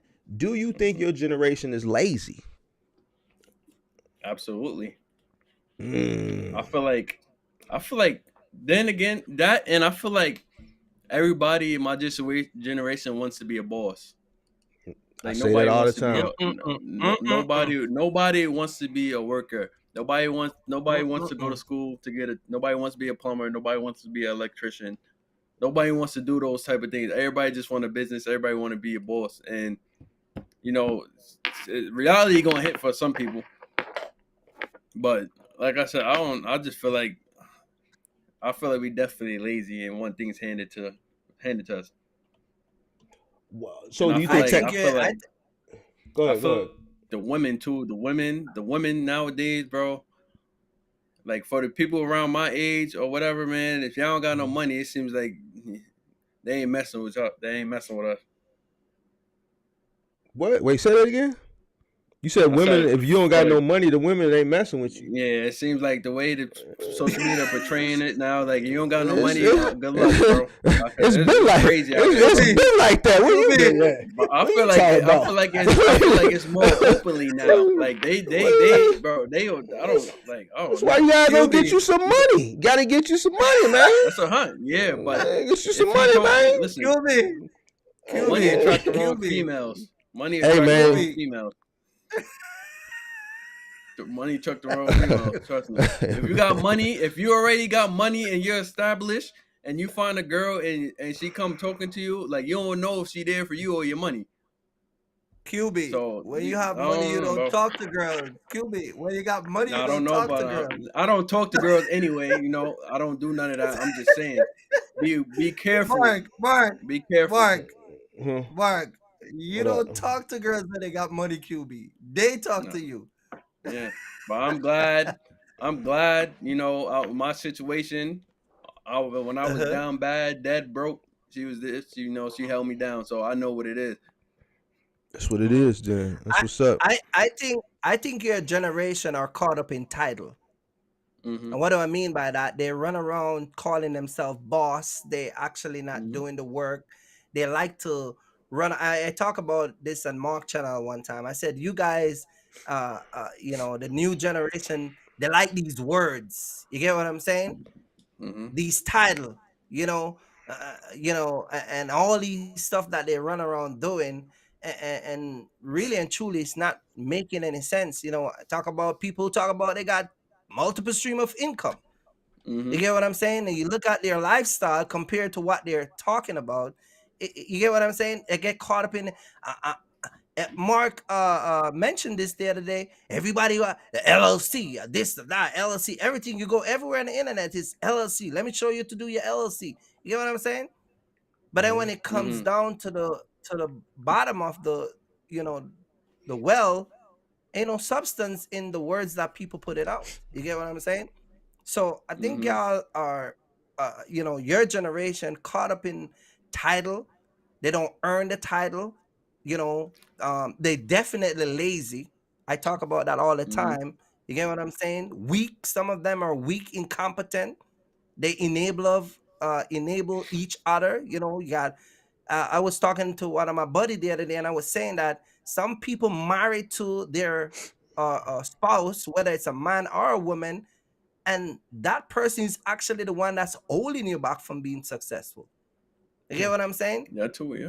So you got a whole bunch of stuff going on in this generation. They're very puny. You got a lot of, you said pacifier. you said they You get what puny. I'm saying? Yeah, What? I think Man. this generation is just caught up in looking good on social Hey, media. man. I ain't heard the word puny in years, dog. Mhm. Oh Oh, man. it's true though. It's Yeah, true look, though. what You know what I what mean? what Zupchuck said. If you a working man, you're in your lane. Their eyes now. Wait, whoa, whoa! I'm bugging. What am I reading? Hey Yeah, they man, don't want you. You're lame. All right, let's talk about. I don't want to talk about women and stuff. I want to keep it on box trucks generation. Let's talk Mhm. about because we lost 20 people right there, man. Once y'all got to talking about women, man. Let's keep it on box trucks. Mhm. Now let's talk about the generation as far as the trucking, right? Because it's something that I'm Mhm. probably going to start talking about too. Because I was brainstorming some new ideas to talk about, and I mentioned something yesterday that sparked the idea on my live. The previous generations, um, the past generations, and the current generation, as far as the mindset, right? So somebody was talking about, a lot of people say, man, the owner operators control the rates, which is not true. We can debate. Anybody that wants to debate, make sure you got your proof before you come debate me on how you can prove that owner operators control the rate. But you got people that say owner operators control the rate, and they say we gotta not accept cheap freight, right? We can't accept Mhm. cheap freight. All right. Now, once upon a time, there was a camaraderie amongst truckers. All right. There was an unspoken uh, uh, uh, rule, right? That certain rates stayed on the board. Those days are over with. Those days have died with the generation, which is the boomers. All right, the boomers had Jimmy Hoffa. They were a lot more. They ran on a different merits, and they held their self. They had different ethics of trucking. The younger generation doesn't have those ethics, right? The younger Mhm. generation doesn't have the ethics of letting loads sit and things of that nature. Why do you think? Let me ask you this: do you think that the majority of the people that are in trucking, that are in your age demographic, as far as your generation, do you deem them as business owners, or do you deem them as what I call box truckers? A box trucker to me is similar as a person that's just hustling. They don't have no structure, they don't have no foundation, no plan, no nothing. Your generation, when you look at your generation in totality that are in trucking, do you see the majority of them being true business owners, or just hustling day to day? Uh, Definitely hustlers day to day. I feel like coming in, especially as young people, we tend to look up how to set up the business and how to find work for the truck. But there's like a whole bunch of stuff in the background that people don't even think about, like taxes, for instance. Think People think it's just make money and go.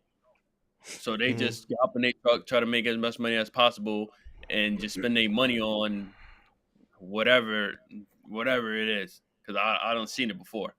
So I don't Mm-hmm. feel like they got the business mindset, or maybe trying to expand or try to start other business with the income. I just feel like people are just hustlers and they just try to make the money.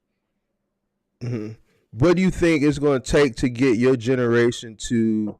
Because I think a big issue that a lot of people are complaining about. I think that's because of the generational gap. You know what I'm saying? Mhm. What do you think it'll take to get your generation to uh, tighten up and become better business people?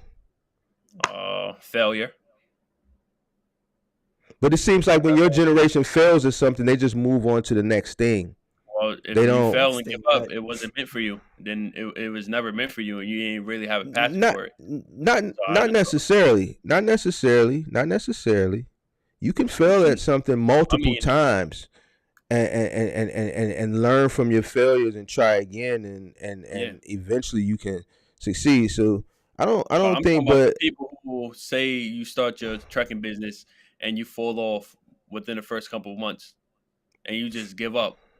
I feel like it probably wasn't meant for you. Like for me, I felt multiple times. I talked Mhm, about it when I first started on my channel. Like I literally probably went through the most stuff that people would not even look at a truck again.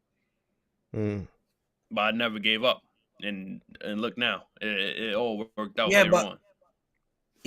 in align with what you're saying, they're not failing. In the reason why they're failing and not coming back, and you're interpreting it that way, is because for one, they come in with a hustle mindset. You get what I'm saying? Hmm. That's one of the main problem. Two, they don't have a business plan, and three, they don't have Hmm. any reserve capital. You get what I'm Hmm. saying? Hmm. There are Hmm. guys out here who are starting up a business and cannot afford to miss a day.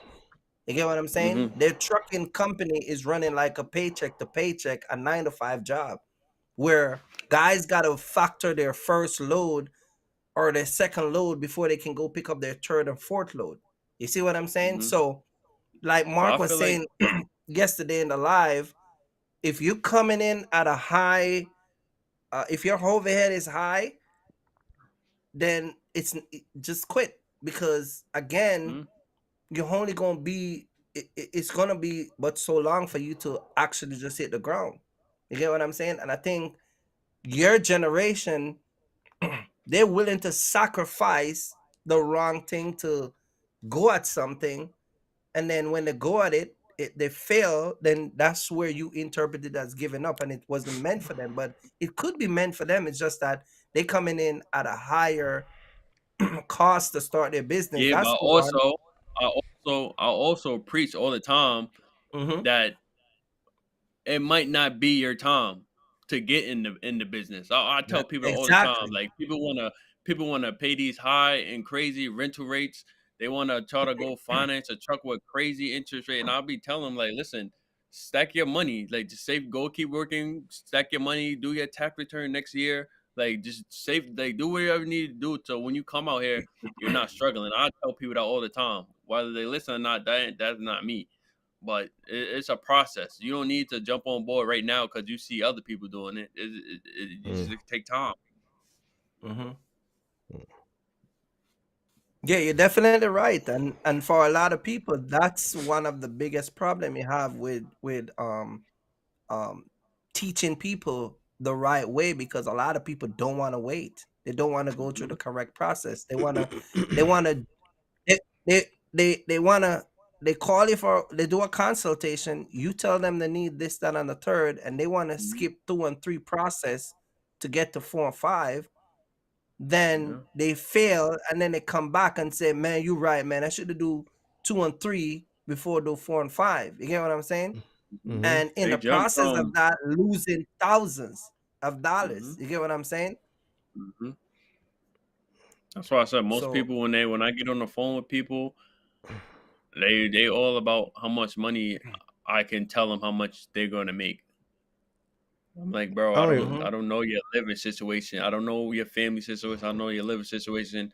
Like I don't know your area either. That plays a huge role. I can't tell you how much you're gonna make. mhm, Hmm. And then sometimes, You know. and then when I come off as blunt, they think I'm being harsh, but it's like I don't want you to just waste your money. right. Yeah. Go ahead, Mark. Yeah. I got a prerequisite now. I got a prerequisite. So I don't even answer that question when people ask me that. I don't even Hmm. respond. So if you ask me that in the DM, you didn't get a response. I saw it. I just didn't respond to it because, like, how do you answer that?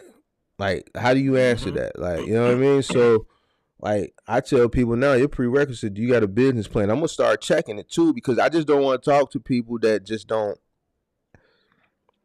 like, I like, feel like, like, what's like. crazy, Mark. Um, somebody I talked to somebody, he from out there where you at, and he said you basically you cut him off. Yeah, I cut them off. Yeah.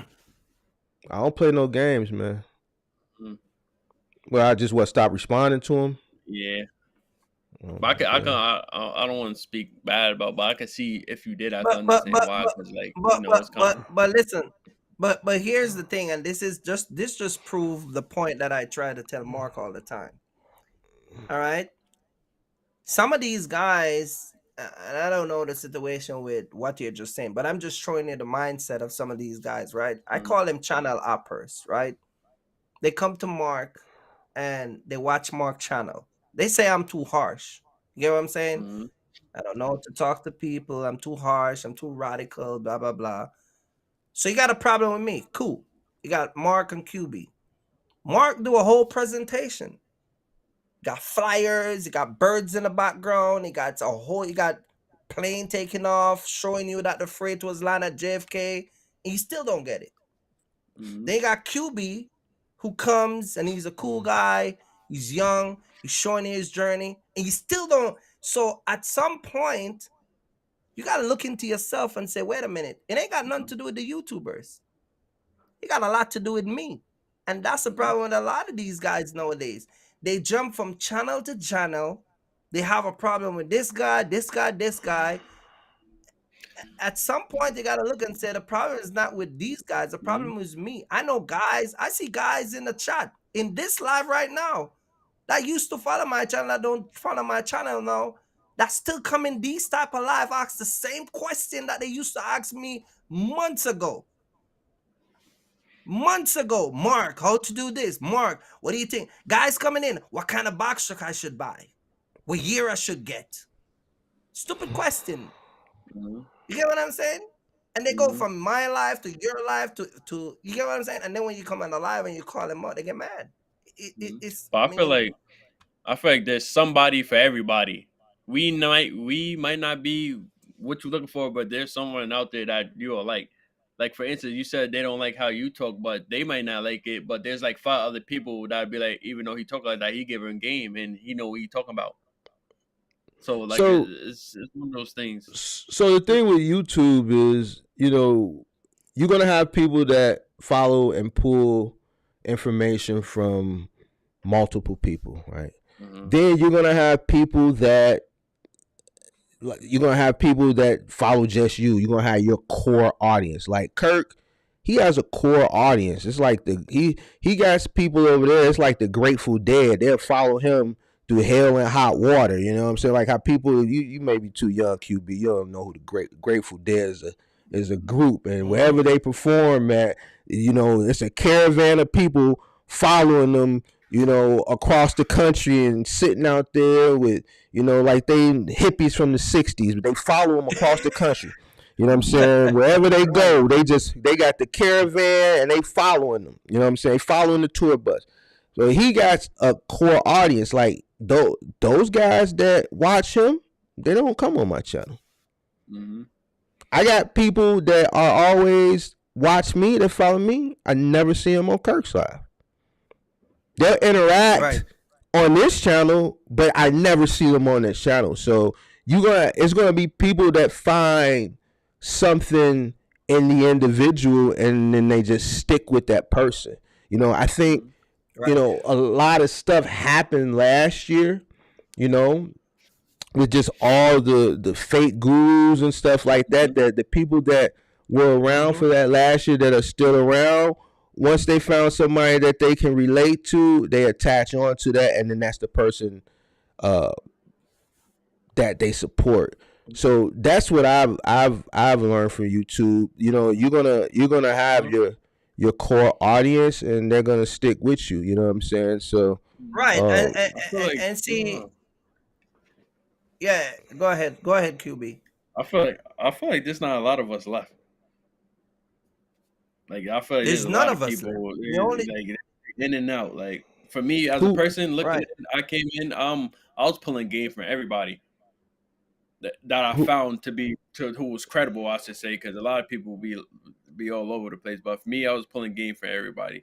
Like it's easy. And then people I'll be pulling like I know BS. Like I watched one person, he was doing a military load, and like I got to load, it was loaded. He said, "Oh, the freight is heavy. I don't know why y'all be strapping down the freight when it's heavy. It's not going nowhere." I clicked right off the video. Y'all don't need nothing from you.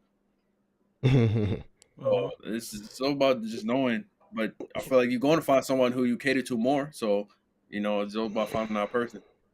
who's Yeah. left? Yeah. You said you But go ahead. yeah. Go ahead. Go ahead, Go Kirk. ahead. Go Go ahead, ahead. Kirk. Go ahead, Kirk. You No, got no. it. Let him answer that, and then I'll. You said nobody left. Right. In So the who you space. said you said it's not too many people I left. said it's not that I see of Who's left that you see? that I watch. Just y'all, Hmm. serious lanes, and boxer a couple. You watch a boxer couple? Yeah. You like the box truck couple?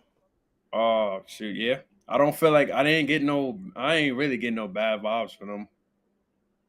Hmm. So I mean, What I about don't Big know. Vic? You like? What about No, Big I Vic? You don't. like Big Vic? I mean, when I first was doing my information, I was watching Vic, but as of now, Well, nah. you heard it here, sir. First, guys. I feel um. like it's one of those things where if I'm watching somebody and they keep pushing, um, buy this for me and this that like trying to get you to spend money to invest in them, I don't really, you know. It's cool to say here and But there, but if you're saying it repeatedly, I'm not but gonna mess with you. people can look at that as saying you're pocket watching, because that's I a wouldn't. term they'll use. No, I wouldn't even say I'm pocket watch. I'm just saying if you forcing somebody to invest in you repeatedly every video, it's like uh, I just I it turns me off, and I just don't mess with it no more. Hmm. Like I feel like Yeah. it's just genuine. I feel like it's genuine if people just naturally gravitate to you and ask you questions, and then you be like, oh, I do this and that. Because at the end of the day, what I learned, because I used to when I first came in, I was helping people. I was Hmm. getting on phone calls and everything for free. Like I was just helping everybody, and I noticed now, like I value my time. Hmm. So if I could get you on a phone call for free, I'll do it. But it's like, bro, a lot of DM. I get a lot of DMs. So it's like And it's that's like the it's point like that I I was don't want trying to to. make. Yeah, it's like I And don't that's want to the point charge, I but was I may trying to have make. to because it's a lot of people.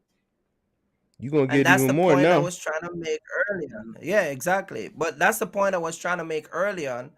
People that started with my channel, that I was giving out free consultation, ask question, but still wasting time up to today. And you see them in the chat.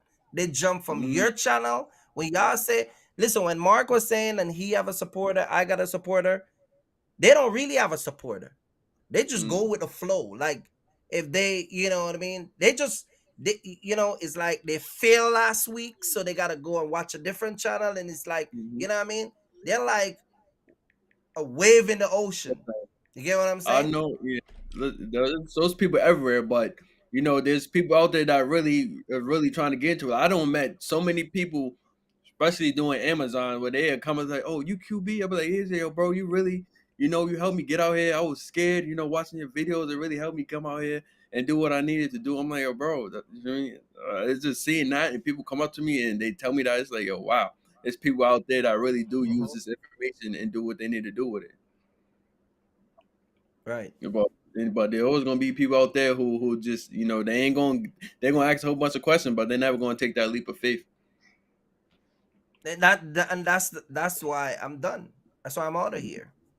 If you never get it from me, go on to watch a channel. I'm out of here. I'm done answering questions. I'm done doing all this back and forth stuff with, you know what I mean? I'm done. Yeah, I feel like I'm You know what done I'm with saying? Because I I, with. I I I I think my time, I gotta secure my health and my strength. I gotta save myself for my kids and my wife and prepare myself for my work and all of that stuff. You get what I'm saying? Mhm, So I reach a point now where I don't feel like I should be coming on the internet constantly talking to grown men, you know, that are like kindergarten education level. Like I'm reach a point where I'm done with that. Like I'm over that now.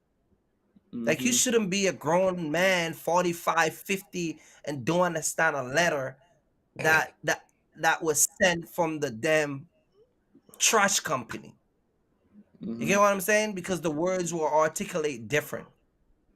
If I gotta get a phone call from you to explain words like incorporate and entity, mhm. you know what I'm saying? Like I feel like I'm done with that, man. I'm not, you know what I mean? So Uh, you know. as far as like, because you about to switch it up. As far as the algorithm go, don't you think it's gonna be a little different? As far as what? The algorithm and how they post your videos on, let's say, like the main page or whatnot. I never really cared No, I'm about gonna the change the name algorithm. of the channel. Oh, Yeah, you talking I about don't her? really care Yeah. about that. 'Cause Yeah. see, Yeah, because see, here's the thing. Here's the thing. And I said this, and a lot of people don't like when I said it, but I'm good. I came on YouTube, I got my shit together. I don't Hmm. care about YouTube and money. I came on YouTube, I got my life together. If I want you to be like me, I'm not gonna come here driving around and acting all, I'm gonna show you the real deal. You get what I'm saying? And I feel like when I come on YouTube because of who I am, a lot of people are not accustomed to the raw, unedited realness. Hmm. But You yeah, get what I'm I saying? feel Like like I call you out in a bit. You know what I mean? what you're about to And I do, feel there's a like the way support larger is just not audience. there no more. I feel like what you're about to do has a Yeah, way larger audience and way more yeah, and controversy for sure. so I'm just reach a point where you know I wanna let you take over that part of the sector. You know what I mean? Mhm. And I I feel mean, like you should show I your won't, journey with yeah, you because I'm know about to like I whether really do loads, quick load videos or talk about something, but I'm about to switch completely to like just vlogging my day, and if I get a load that day or whatever, but I'm about to switch over to just vlogging because I don't feel like the box truck content is getting stale, but like I'm trying to do things different, and I feel like me doing that, switching over that, I have more time to like get better content and post like more consistently. hmm So Well, yeah, I mean, we're gonna learn. I'm gonna stick with the live streaming. I really don't put Hmm. out a lot of videos no more anyway. I like live streaming and just educating hmm and interacting with the people. So Hmm. I'm a Kirk gonna go off and talk about racism and immigration and stuff. I'm a tune in, but I'm gonna, I'm gonna, that I'm gonna talk about. I'm gonna do my. I'm gonna come out and talk about a whole different thing. But I feel like the box truck space. I think I outgrow it now. You know what I mean? I Hmm. think I've come. I give my 2 cents, and I think that a lot of folks. You got people out here. You know, sending message in DM. You got a website, right? They Hmm. go on your website and there's a part that says book and there's a part that says main page and they go on the main menu and they go to the part where you can send a message and they'll send a message. Kirk, I got a box truck and I'm trying to start a business. You skip right next to where they could send a message. You could book a consultation there. Hmm. You get what I'm saying? And it's like when we're doing business with black folks, doing business with other black folks, it's like amnesia chips in. Hmm. You get what I'm saying? I don't know to use this. I don't remember that. I don't know where to go. This doesn't work. You get what I'm saying? I don't know. When you go Yeah. to the white man, when you go to the white man website, listen, when you get an attorney, listen to me. When you get a traffic ticket, got so many points, gotta get an attorney.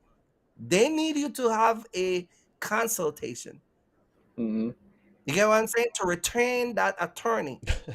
You have to go down to his office and sit down and talk to him. Small one we deal with our people. Amnesia chips in. We don't know how to use a website. This doesn't work. I can't log in. I'm done with the BS, man. I'm out of hey, here. You get what hey I'm saying? Kurt, read 5-star logistics comment. I'm gonna put it on the screen. Hey, the webinar was Kirk's idea. That was that was, You know what? You know what? that You was know what? Kirk's You know what? idea. 5 star. You know what? 5 star. That's out of here too. Oh, You get damn. what I'm saying? And Damn. you would even believe. Listen. Let's say this. You would even believe who canceled that. That is not nothing to do with It me and wasn't Mark. me. It wasn't me. It weren't me. Kirk. It weren't me either. You gonna tell You him would who have it was? believed who canceled that. You gonna Oh tell him man, who it you was? would even believe who canceled that. Hmm. You know what I mean? You think I'm bad? The boss says, look, don't even start that. You get what I'm saying? You know what I mean? She watches my live. She watches Mark live more than me. So she's like, no, nope. So, because she's the one that got to put in that work, and she already put in the work to see how it's been passed down and how it's get appreciated. And she like webinar, hey man, you out of your mind. You know what I mean? So yeah, it's sorry. Five star logistic. You get what I'm saying?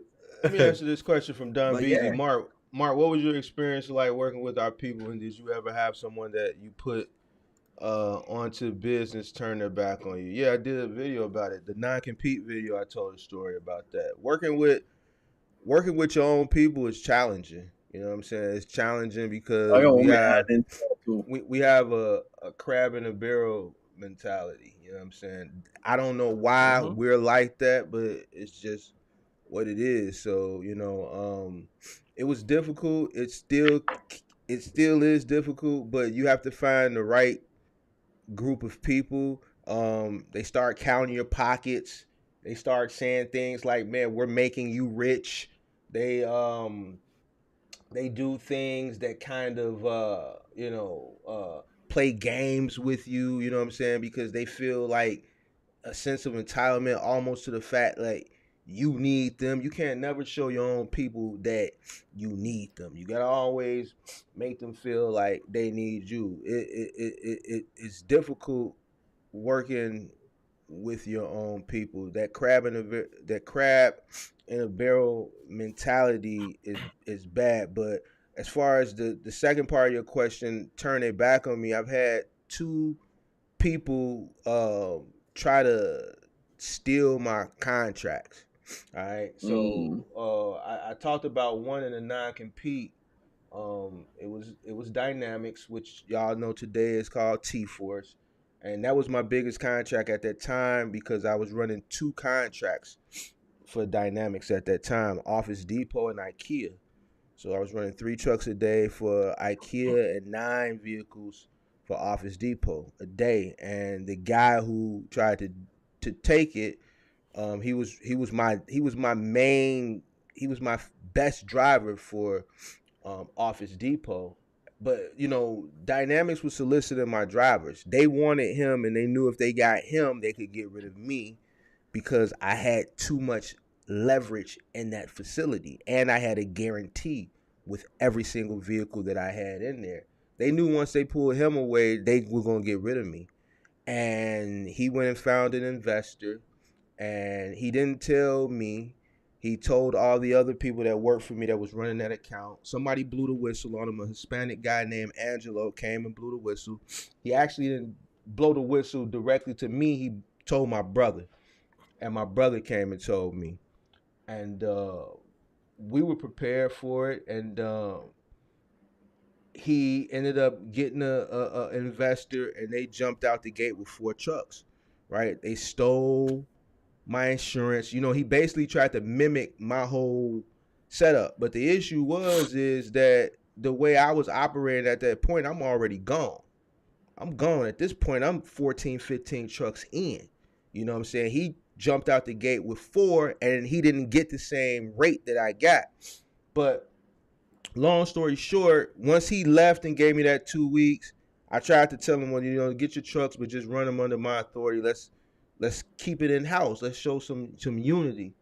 He went off, he gave me some speech about, man, Mark, I want to drive nice cars like you. I want to get me a nice loft downtown like you. I want to date pretty girls like you. I want to do this like you. And it's okay. So you admire me, you look up to me. But guess what? Everything that you see, I didn't have that at the beginning. I had to work to get this. Like, this shit didn't come overnight. All these trucks you see, I built this fleet. I didn't snap my fingers. You know what I'm saying? You can get all that, but it's a certain way you got to go about it, and the way you going about it is wrong. He still did it, so I had to pull the Trump card. You see what I'm saying? They shouldn't have did what they did because I had a non-compete with them, which was their non-compete. That when I onboarded with them, they have a non-compete in their contract, and I have a non-compete with them. With him, but forget the non-compete that I had with him. My concern is them. Listen, this is my driver. This is a driver that worked for my company, that ran routes for my company through you guys. You can't touch my driver. That's soliciting my drivers. That's unethical in business. So I had to threaten to sue him. And guess what? They told him he couldn't run no more. And he came up to the yard crying. It's business. It's business. That was one situation. Then I had another guy who did the same thing with Select Express. Somebody from Select Express blew the whistle on him. Somebody in corporate management. It just wasn't his department. You remember Bob? You probably never dealt with Bob. You dealt with Mike, right? I know Bob. You know Bob? Bob. Okay. So Bob was the one who blew the I whistle. know Bob. Bob was the one who called me in confidence. I can say this now because this is years down the line, and blew the whistle. And I just let him go. But here's the point. Both of those guys, right? Guess where they ended back up within 6 months? Working for you. You goddamn right. They came working with me. And guess what? A lot of people say, don't let them work. Look what they did to you. You know why I let them come back? Because every day they had to come to work and see my face. And that was the best punishment. To do what you did, and I let you come back, and I'm still here. And you back working for me. That had to be grueling. That's why I let them come back. You can't try to beat me. And see, both of them were trying to beat me. You can't beat me. I'm gone already. My money too long. You cannot beat me.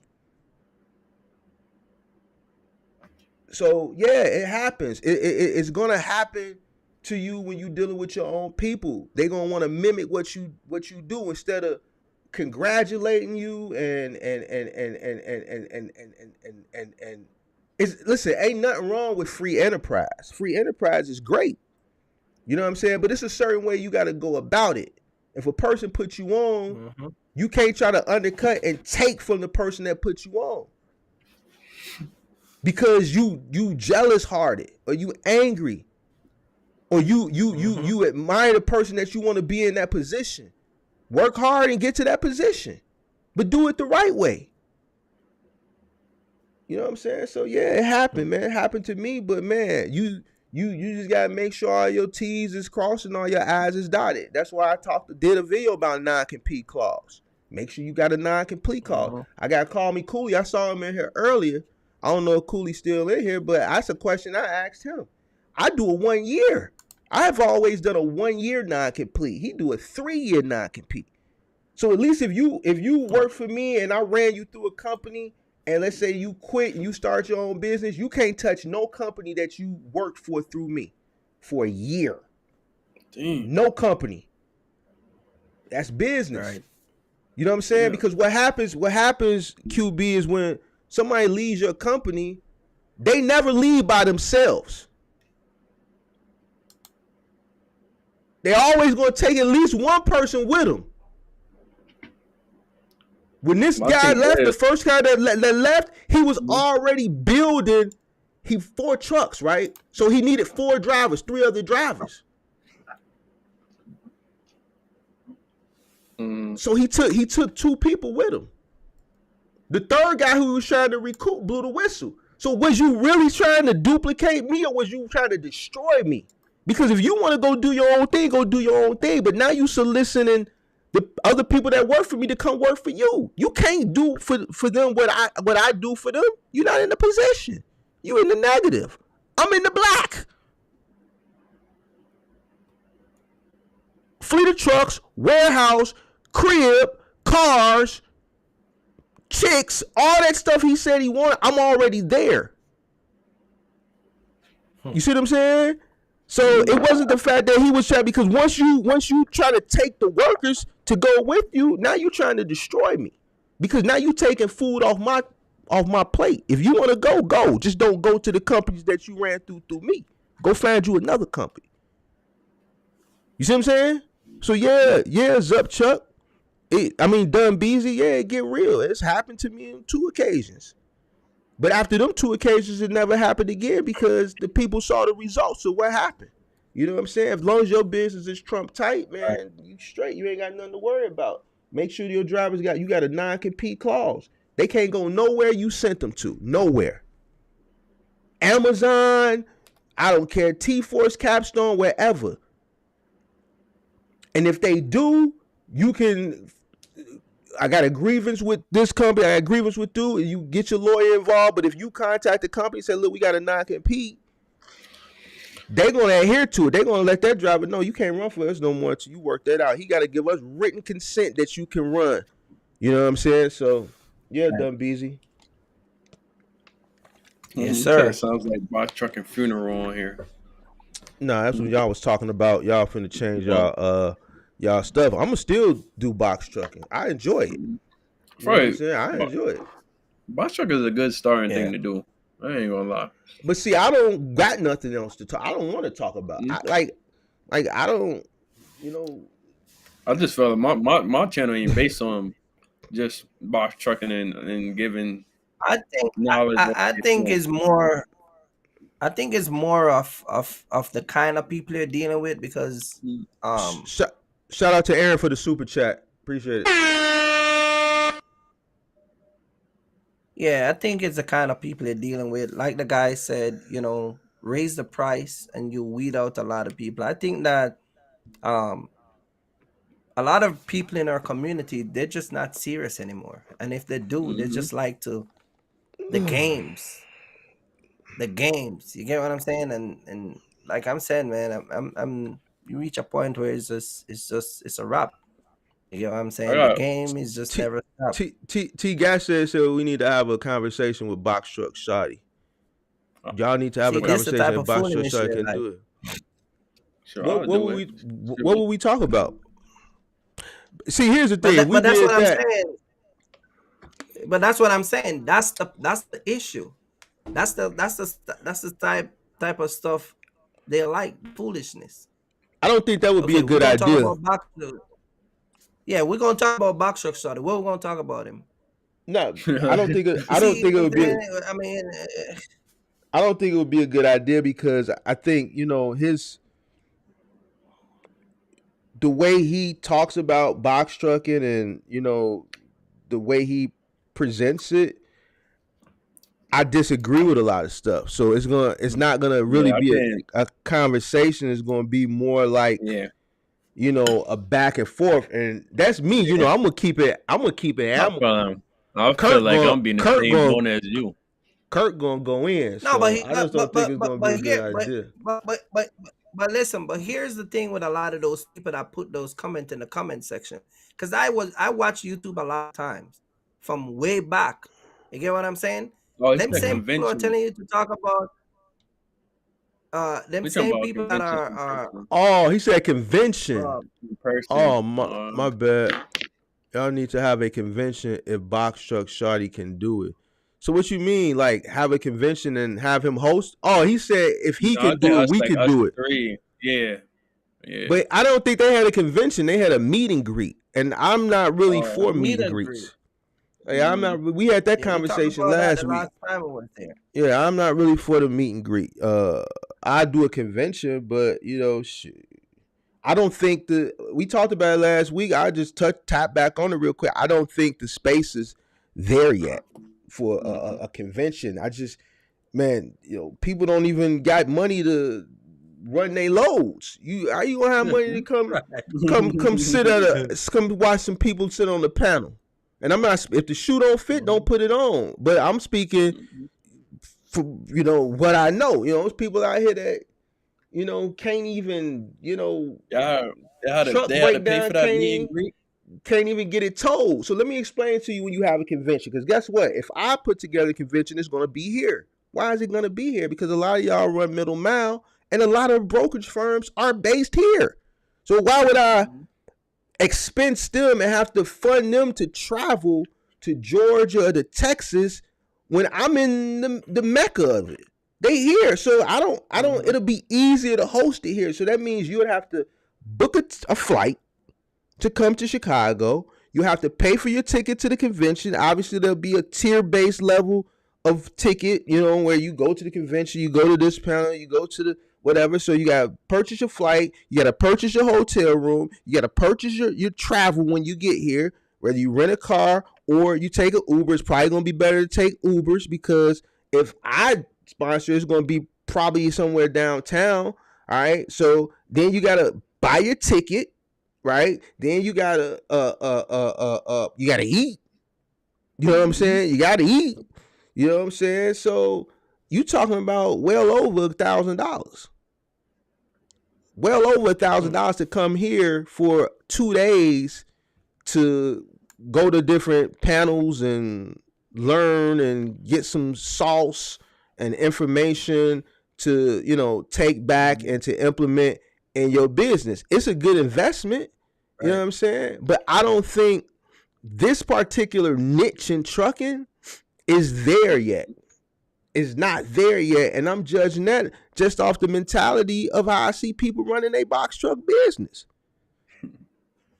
Right. You ain't finna invest that money. Some people want, man, I'm gonna go Chicago and see Mark talk. I watch him on live. I'm gonna take that money. I'll go give me a few Trey 5s and whatever else people gonna go do. They not gonna spend no $2,000 or whatever it's gonna cost to come watch a bunch of people on the panel. Even though it'll be a convention center, you'll have every brokerage firm, you'll have Motive, they'll have different booths set up, and you can network and rub shoulders. But man, I don't think the mentality is there. Right. Yeah, it's a lot of things ain't there, man. A lot of things. But we got QB. QB's here tonight. QB dropping his gems, man. QB dropping his gems. So you got load set up for tomorrow, right? Yeah, but shoot, I might try to go T-Force tomorrow. I ain't gonna lie to you. Yeah, go check them out. Yeah, so I might and keep calling Brittany with Capstone too. Keep calling her. Brittany on vacation. I don't know what she's doing. Just keep trying. Oh man, keep trying. Yeah, bro. All right, we got any other topics? We covered the generation. We touched on the generation. I really didn't dive into it the way I wanted to, but it's cool. We covered Amazon. Y'all don't really want to talk about the load board, so I guess we could take some Q&A and then we could wrap it up. I appreciate you, coming on, QB. You're welcome any time, man. I'm gonna coin you the youngest in charge in this box truck. You're the youngest in charge on YouTube. I'm gonna pass the torch over to QB, man. You should come over my channel and we do a celebration. Ain't gonna have people hating me. I could be very blunt and tell people what I see or what my experience, but it's like for what? People like negativity too much, and then people gonna run over to them and be, hey, QB said, nah, bro. Man, you gonna get the back and forth, man. I see people that are supporters, and then I say one thing, and they'll piss them off. You know what I'm saying? But it is what it is. You gotta stick to your guns. A lot of people didn't like me last year because I was telling them what they did not want to hear. And everybody, and everybody else was telling them what they wanted to hear.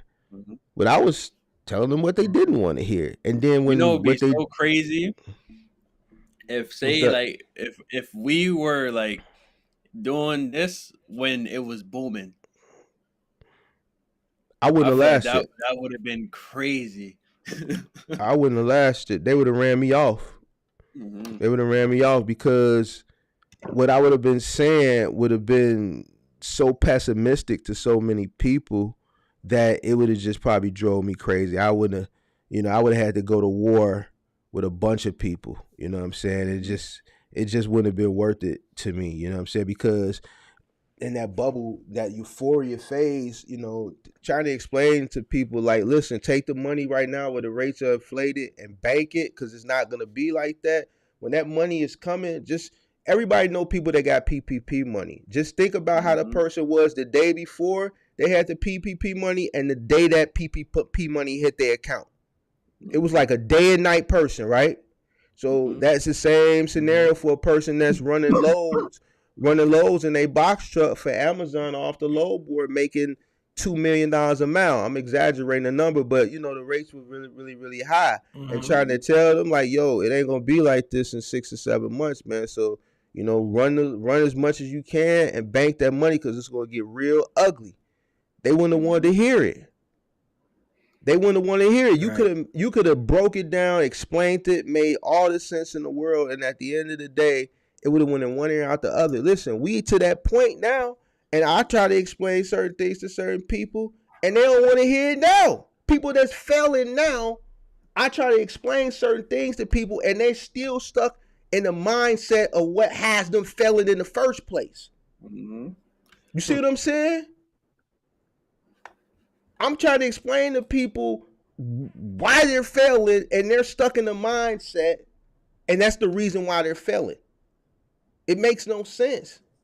You see what I'm saying? So, you know, I don't give up. I'm gonna still do my live streams. I'm gonna throw a video out here and there. I'm flirting with these shorts now. I'm learning how to do it. Well, I ain't learning how to do it. You know me.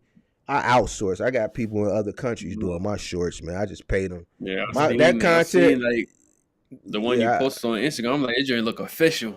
I just pay people to do that shit. See what I'm saying? Like Mm-hmm. I don't have the time. I just clip it, send it to the guy. I got a guy in India, and I got a guy in Russia. You know what I'm saying? This is what I want you to do. They send it. I send them the money through one of those funny apps. You know what I'm saying? The currency exchange apps, and they every day, Bart, you got more work because they poor, but they good in Right. technology, man. I got as much work as you need. Shoot, just keep doing it, and I'm Right. gonna keep doing it. I'm gonna keep paying you. You see what I'm saying? Mm-hmm. So, Right. Definitely, bro. but man, let's Yes, let's do sir. Q. Let's do some Q&A real quick. Let's do some Q&A real quick, and then we'll get on up out of here, man. So, any questions for QB? Any questions for QB? I'm late to the live, so I'm going back to the beginning. Thank you guys for the content. Cantrell Mosley, appreciate you for chiming in. Does ocean freight really dictate our market that much? Will we make more money during a recession in trucking?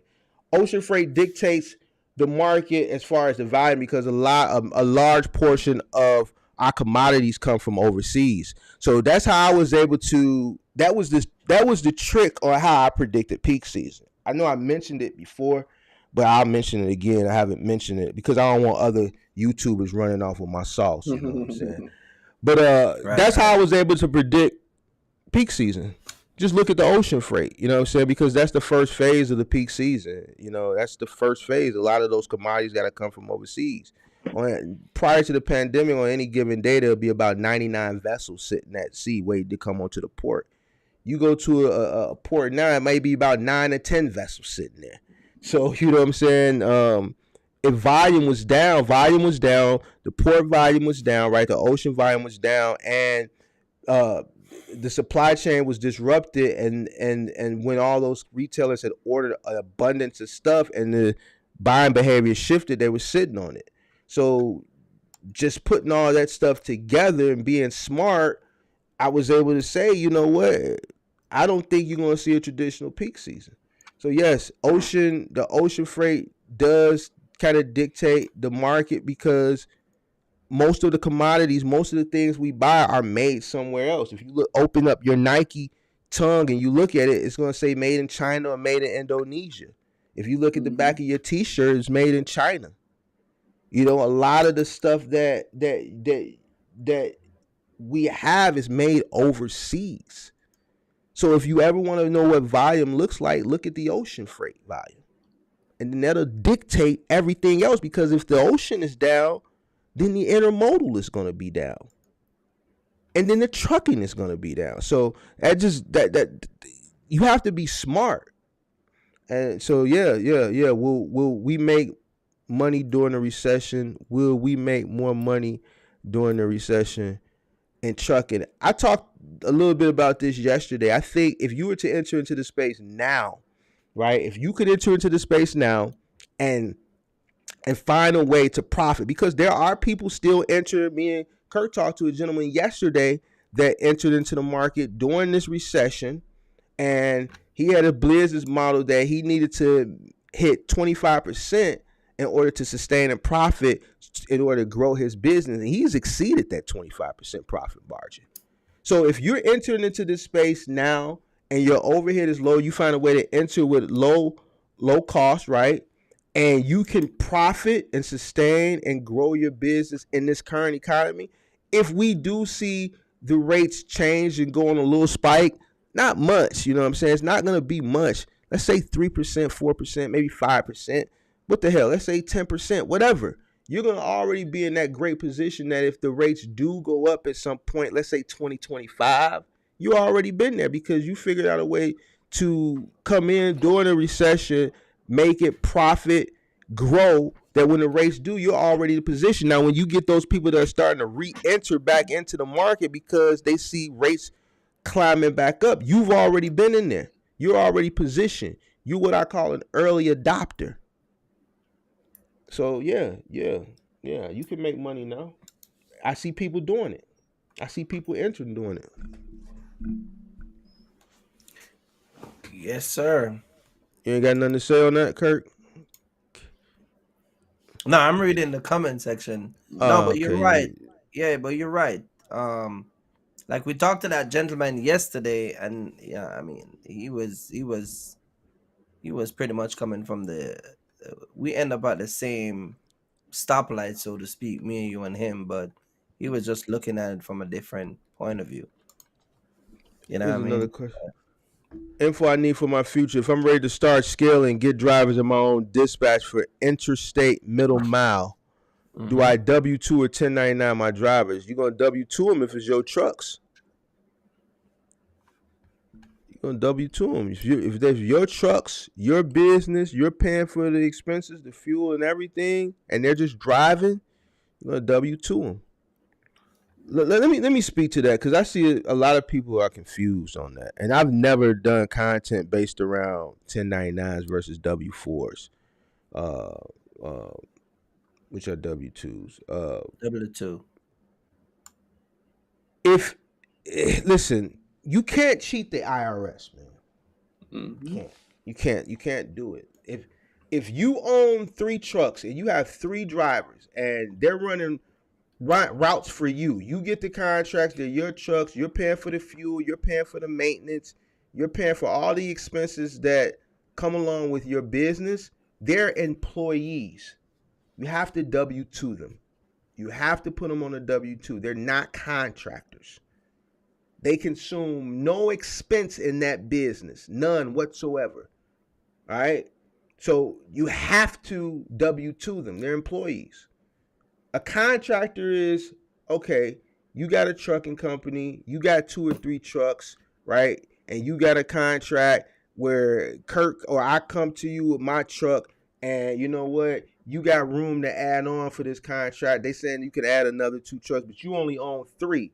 All right, but you got a good margin right there. So I come, you tell me I can lease on to you, so I can put a magnet on each side of my truck with your company that says leased on to, and I'm running that contract as a subcontractor for you. You got the contract, they're paying you, you're taking 20%, you're giving me 80%.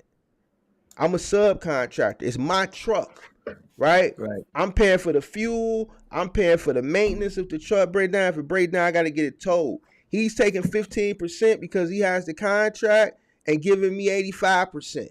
I'm getting the bulk of it. I'm a subcontractor, so he would give me a 1099 because he's not paying for the fuel. He's not paying for the maintenance. I'm not his employee. I'm a Mm-hmm. subcontractor. That's the difference. So yeah, if it's your company, your trucks, your fuel, your maintenance, tires, you need tires, you get the tires, W-2. Mm-hmm. If Mark and Kurt were starting from scratch with new authorities, what would be the type of structure that you both would use together to age both your MCs but pay only one insurance premium?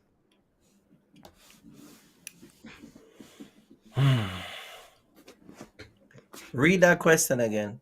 Both I of know us is that's what. starting. If Mark and Kurt were starting from scratch with new authorities, what Mm-hmm. would be the type of structure that you both would use together?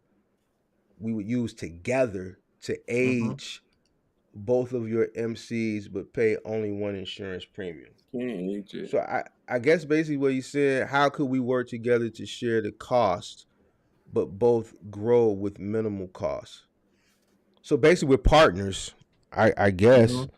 I think the Right. easiest way to answer that, I would do similar to what I did. I would go middle mile because there's no most middle mile companies. There's no threshold that you got to meet as far as tenure of your authority.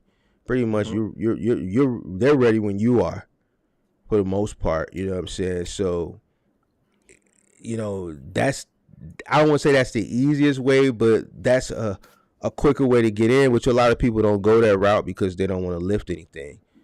Right. So that's how I would go. And you said So you uh, would start local, right?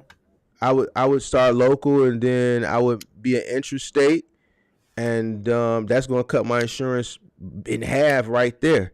You know what I'm Right. saying? So I would do everything the way that I've already done it. You know what I'm saying? I just had no desire to go over the road.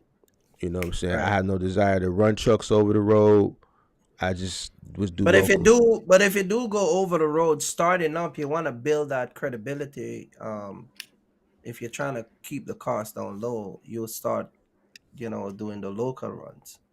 You get what I'm Hmm. saying? And then when you build it up, where you can come out here with a MC, have some age on it, then you can take that next initial step to come out here. See what I'm saying? Hmm. So it's like a two separate thing you're trying to do in one. You get what I'm saying? Right. Yeah. Yeah. Yeah. Yeah. I would do everything the exact same way. QB, you want to let people know your channel? I'll show it You too. could just type in QB on the search bar, but when you type in QB, you gotta put box truck after that because you ain't gonna find me. So definitely just put QB box truck on YouTube and Instagram. It's just I_AM_QB_. Oh, I bring you up as QB trucking, and I'll pull it Yeah, up. I'll yeah. pull it up. I'll pull it up. yeah, Mark is gonna show you. There goes his channel. So it's at QB 6737. Hmm. Um, Mhm. yeah, on YouTube. So yeah, just type in QB box truck that I got up here in the search, and his channel will come up. So yeah, y'all go Yeah, subscribe to his channel. Go subscribe to his channel. go follow QB because he's the only thing you got left. Nah, you Yo, ain't know anything. I'm still gonna be here. I ain't going nowhere. shoot. Mark gonna be here talking about box trucks for longer than Yeah, me I'm. because I you got y'all got like a month, maybe a month for me of box trucking. Not gonna lie. So It's QB, local. Go so ahead. Go Q, ahead. so QB, you're coming out with a semi, right? You're trying to come out with a semi, right? That's the goal, Yeah, right? very soon, very soon. Okay.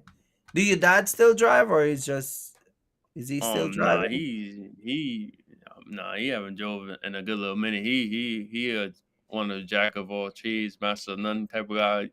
He'll do whatever, whether it's a car, electricity, plumbing work. He just hop around doing different jobs for people. But Okay. from time to time, he do be wanting to hurry up and start the truck just to drive.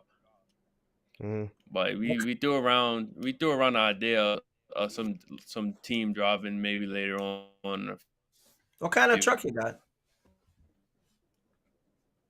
I got a 2012 Cascadia. What's that? A Freightliner? Yeah, Mm-hmm. Freightliner. Yeah, the Freightliner Cascadia, right? yeah. But you don't buy a I don't got trailer that. yet. You're gonna go 53 foot, No, I right? don't got no. Yeah, yeah. I ain't getting no trailer yet. Yeah. Yeah, I'm in I I'm guess in I I'm ain't. in I'm in the second phase. I'm in the second I'm in my second well, I'm in the process of getting my second truck Mhm. now. Yeah, I see you got the clean Volvo, white, white on white. Yeah, I seen it. Yeah. Yeah, I Yeah, got I'm a in the question because you doing the partials in it. Because I seen one video you ripped the seal off the truck. They don't care about that. No, man, it's my truck, man. I take over, man. Brokers don't run my truck. You put a seal on, we're gonna take it off, man. Hmm. You're not paying for seal to be on my truck. Hmm. You see what I'm saying? Mm-hmm. So you put I a seal on understand the that. truck, you put a seal on the truck, and you're not paying me, I'm gonna take it off. Just like if you want to fill my truck up and you ain't paying for dedicated Mm-hmm. load, we're gonna stock it up Mm-hmm. with multiple load on the back. You know what I mean? Mm-hmm. You know, see, a lot of the problem guys have out here, I don't be having those problems because see, I know where I'm at in my business. I know my position. See, I don't let you come and push me out of my position. You get what I'm saying? And take charge. You know what I mean? I was doing a live last week with Terrence. We talk about the broker because we went with 12 pallet, 11 of the pallet was incorrect. And Mm-hmm. they want us to go and do these whole entire work. I'm like, no, we don't do that. It's going right back to the warehouse. Well, are you refusing to deliver the load? Say what you want to say. It's going right back to New Jersey. And New Jersey Mm-hmm. it did. You get what I'm saying? Mm-hmm. I don't let brokers run my stuff. They don't get to do that stuff.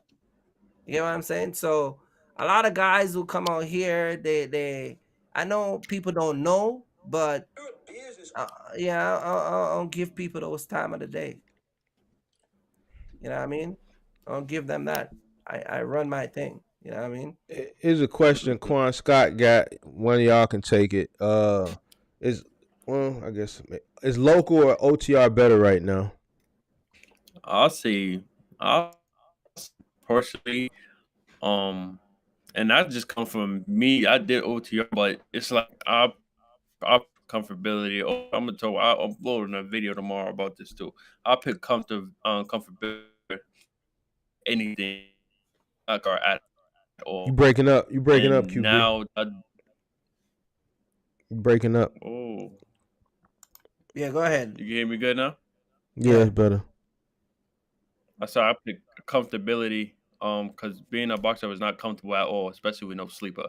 And I save way more money locally now than I did going over the road.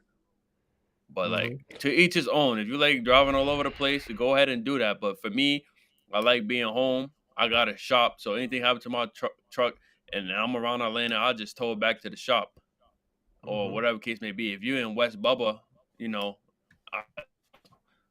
I don't know what to tell you, bro. I Because wouldn't I don't say see that. one I mean, person in the corner. listen. I love travel OTR. I love OTR. I love travel OTR. Um, I'm going to Arizona. I love travel to different state. I think one of the main problem is people are running and they don't have a radius. So I think if Mm-hmm. you're gonna be OTR, just like if you're gonna do local, if you come in OTR, have a radius. Don't pass Dallas. Don't pass Houston. Stop at San Antonio and turn back. Don't pass Atlanta. Don't go to Miami because the broker pay you 3 grand and you $3 And a mile, and then you're stuck in Miami. You know what I'm saying? I think the radius is a lot of people issue. So, you can make money on both sides. It's just what you like, and where you're passionate. I love OTR because I don't have to deal a lot of the traffic and the nonsense that come with delivering. Especially now, I got a 53 footer. You know how hard it is to drive a 53 footer downtown Philly. mm, You know what I'm saying? And backing up that thing, and the trailer's going one way. So I'd rather just throw some pallets on the back, drive for 9 hours to Indiana, give that guy 2 pallet, keep moving to Chicago. You get what I'm saying? I just like it mm-hmm. like that. So I think, but either way, you can make money. You just got to do each way right. You get what I'm saying? Mm-hmm.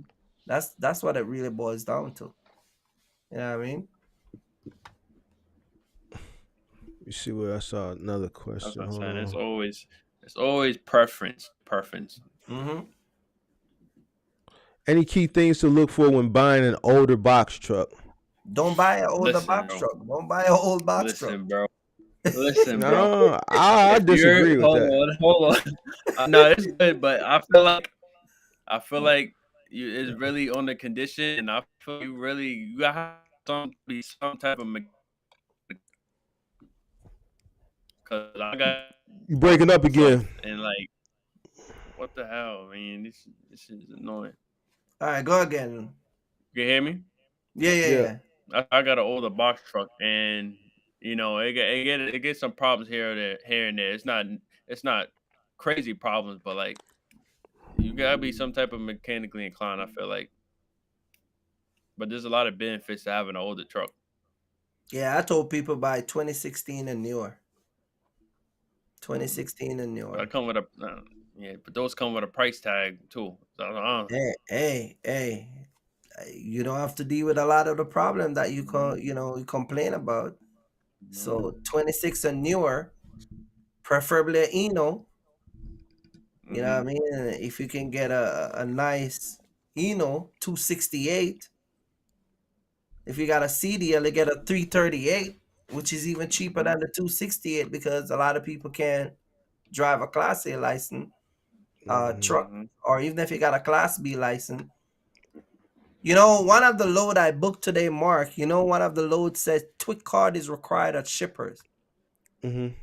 And we talk about this all the time with, but whether you buy a box truck or a semi, the importance of TWIC card sometimes. Hmm. You know what I mean? So yeah, you just get it all, man. But I would buy a 2016 and newer. You know what I mean? That's just me. All right. Any more questions? Any more questions? If not, I think we're gonna wrap it up. We covered a lot of stuff tonight, so Yeah, I man. hope I hope we got a lot of things answered. I hope everybody enjoyed the show. We're gonna continue to. This is episode 8 of the Mentors podcast. Not the Yeah. Mentors podcast. The This is pa- the Wise pa- Men podcast. I'm sorry, the mhm, Wise Men's podcast. This is episode 8. Episode 9 will be next Tuesday. We can't do it on Monday because I'm gonna be traveling. So we'll mhm, do episode 9 next Monday. No guest as of right now. We'll probably just go without a guest next week. And then the following week we're gonna have Cooley on. mhm. And then we're gonna be talking about box truck, semi truck. We're gonna talk about probably more about rates and brokers and things like that. And that's gonna be the 15th. So that's gonna be the 15th. We're gonna have Cooley on. So make Mhm. sure y'all go check his channel out and call me Cooley. Uh, So a lot of that comment right there. Mhm. a lot of drivers don't know that they can't sleep in the truck without a sleeper compartment during OTR. I see that I see people going back and forth on that Mhm. all the time. Some people say you can, some people say you can't. So Okay. I So don't know. you You cannot, can't, you but you cannot sleep in a truck that does not have sleeper. By federal standard law, you cannot do it. You're not supposed to do it. You get what I'm saying? You cannot drive teams in a truck and sleep in the truck at a truck stop together. You cannot do it. mhm. You get what I'm saying? See, one of the thing is box truck, they got a lot of leniency. But I talk about DOT like Mr. Berkey. What happened when he pulls you over? And he asks for them hotel receipt.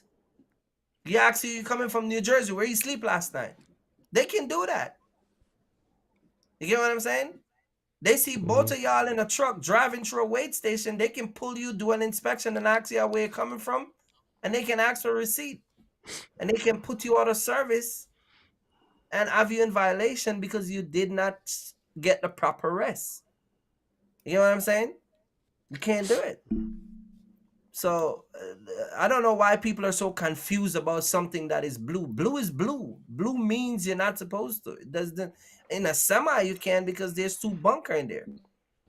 Where Mhm. you go? I see a video on the internet with a girl. She got her foot in her man face, and he got his foot down to the I shifter, saw that and, video. and it's like I you saw think that. you and you put that stuff on the internet. You think the federal government gonna watch both of y'all in a? I don't even know why people make those videos. You're not Goofy. supposed to. You're not Hold supposed on. to. Hold on. I ain't You hear know the what I'm Jeanette. Seen saying? a You lot of tweaking. channels I'm that, tweaking. and a lot of channels like that. You get what I'm saying? Now, listen. People gonna take their chances and people gonna take risks. Not because you do it and get away with it and everybody flag you through doesn't mean it's legal. You know what I'm saying? So I don't know why people confused about that. You know what I'm saying? What about scaling into final mile? Same W-2, just debating on which path I take. If you scale in anything, if the trucks are yours, the business is yours, the cost is yours, then yes, W-2. Only time you 1099 is okay. So this is an easy trick. 1099. You 1099 a person that's coming with the truck. If they coming with the truck, they're running the truck under your authority for your business, and you're taking a percentage, and you're giving them a percentage of a contract that you own. Then you 1099 that person. If a person is driving for you, you got a fleet of trucks. You own the trucks. You fuel the trucks. You Mm-hmm. maintain the trucks. That person that's working for you, they don't have any cost associated with that business. None whatsoever. They just work for you directly and you pay them. You have to W-2 them. They are an employee.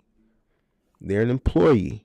You don't want to misclassify because you Mm-hmm. can end up in a world of trouble with misclassification.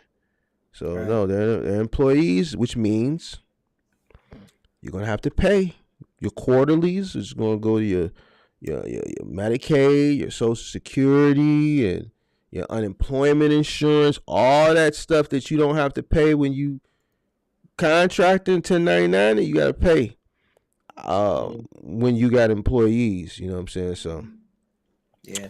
yes, sir. Let me see. Shout out to Miss Red Nose Pit. Cool, thanks. Just wondering, appreciate it. It's all good. All right, so I think we're gonna wrap it up here, man. I think we're gonna wrap it up here. Shout out to everybody that came in tonight. It was a great show. We'll be back next Tuesday. We're gonna do it Monday. Next Tuesday we'll be back. Then the following week we're gonna have Cooley on. I Mm-hmm. appreciate you, QB, for chiming in. You're welcome anytime you want. Y'all Mm-hmm. go follow QB on YouTube. Just search QB Box Truck and he'll pop up. You want to say anything important? Oh no, man! Just thank y'all for having me. I definitely be back. Definitely be back again. I like the live vibes. I ain't gonna lie. I might start doing some myself, maybe. I don't know, but definitely enjoyed it tonight. Appreciate you. Appreciate you. Yeah, Kurt. man. Mm-hmm. Kurt, what about you? Yeah, man. I just want to tell everybody good night, man. This was a great live. Thank you again to QB for coming by, man. And what I mean, you're welcome all the time in the space. And you know, hey, man, you see me do a live, man. Don't be scared to Definitely. drop in. You know what I mean? You Yeah, I know, got you. I I know you see my live sometime. You know what I mean? I can be very intimidating, Mm-hmm. but swing by. QB might be like, man, is this guy gonna call me out or what? But come on by, man. And man, I just want to tell you, man, just stay focused and don't get caught up in limiting your potential, man. Don't get caught up in that. You know what I mean? Just stay focused and always grow and just, you know what I mean? Mm-hmm. Don't ever try to put a cap on your success. All right? Because Got the more you get successful is the more easy it become for you. All right. So just keep doing your thing, man. And I wish you all the success. You know what I mean? But yeah. you. Definitely. I wanted to ask That's you all I something, got. QB. Go ahead. Mm-hmm. Go ahead. Go ahead. What were you Now I gonna say? was going to say because I'm glad I got peers older than me now because like I said, I don't never really have no because I'm really trying to be a business person for that, and that's more than just trying to expand. Breaking up. So I'm definitely going. I don't know why they should be doing this to me. I'm Okay, good. go ahead. Yeah. I'll tell you, yeah, I'm definitely trying to expand business wise outside of box trucks. So I'm glad I got y'all to really pick your brains now. That's what I was gonna ask you. Like, what's your goals going forward? Like, do you have a like, do you have an exit plan as far as trucking? Do you want to do trucking for 5 years and then go into something else? Like, you only My 24, so yeah. you kind of got an early start. I wish I would have started at 23. You know what I'm saying? But since you're starting entrepreneur at 23, what is your, and pardon my last thing, I want to say, what's your 10-year plan? Do you have a 10-year plan or 5-year plan? Feel like me personally have a truck. You Part of breaking my up. business. You breaking up. Damn, bro. I don't know why this house is doing this shit. When it's time to go, they want to break up. Yeah, go You hear ahead. me? Go Yeah, ahead now. yeah. Yeah, go ahead. I said I'm always gonna have a truck. As far as Mm-hmm. scaling my trucking business, I may have 2 or 3 for a little bit, but I won't. I'm not into having drivers and everything. Not gonna lie. But I'm really just trying to like get into real estate, get into just other streams of income outside of trucking. But it's definitely probably real estate. And I really want to save some money and get me land and turn it into a truck parking. So that's where I'm Mm-hmm. really at right now. It's just I Mm-hmm. just like I ain't trying to be working at 30. Just have my Mm-hmm. truck do loads here and there, but I'm trying to have my money make money. All right. Yeah, That's what I wanted to hear. That's what I That's wanted good, to man. hear. That's good, man. yeah. Keep it up, man, and keep pushing, man. Work hard Mhm, during your youth so that you don't have to work hard when you get older.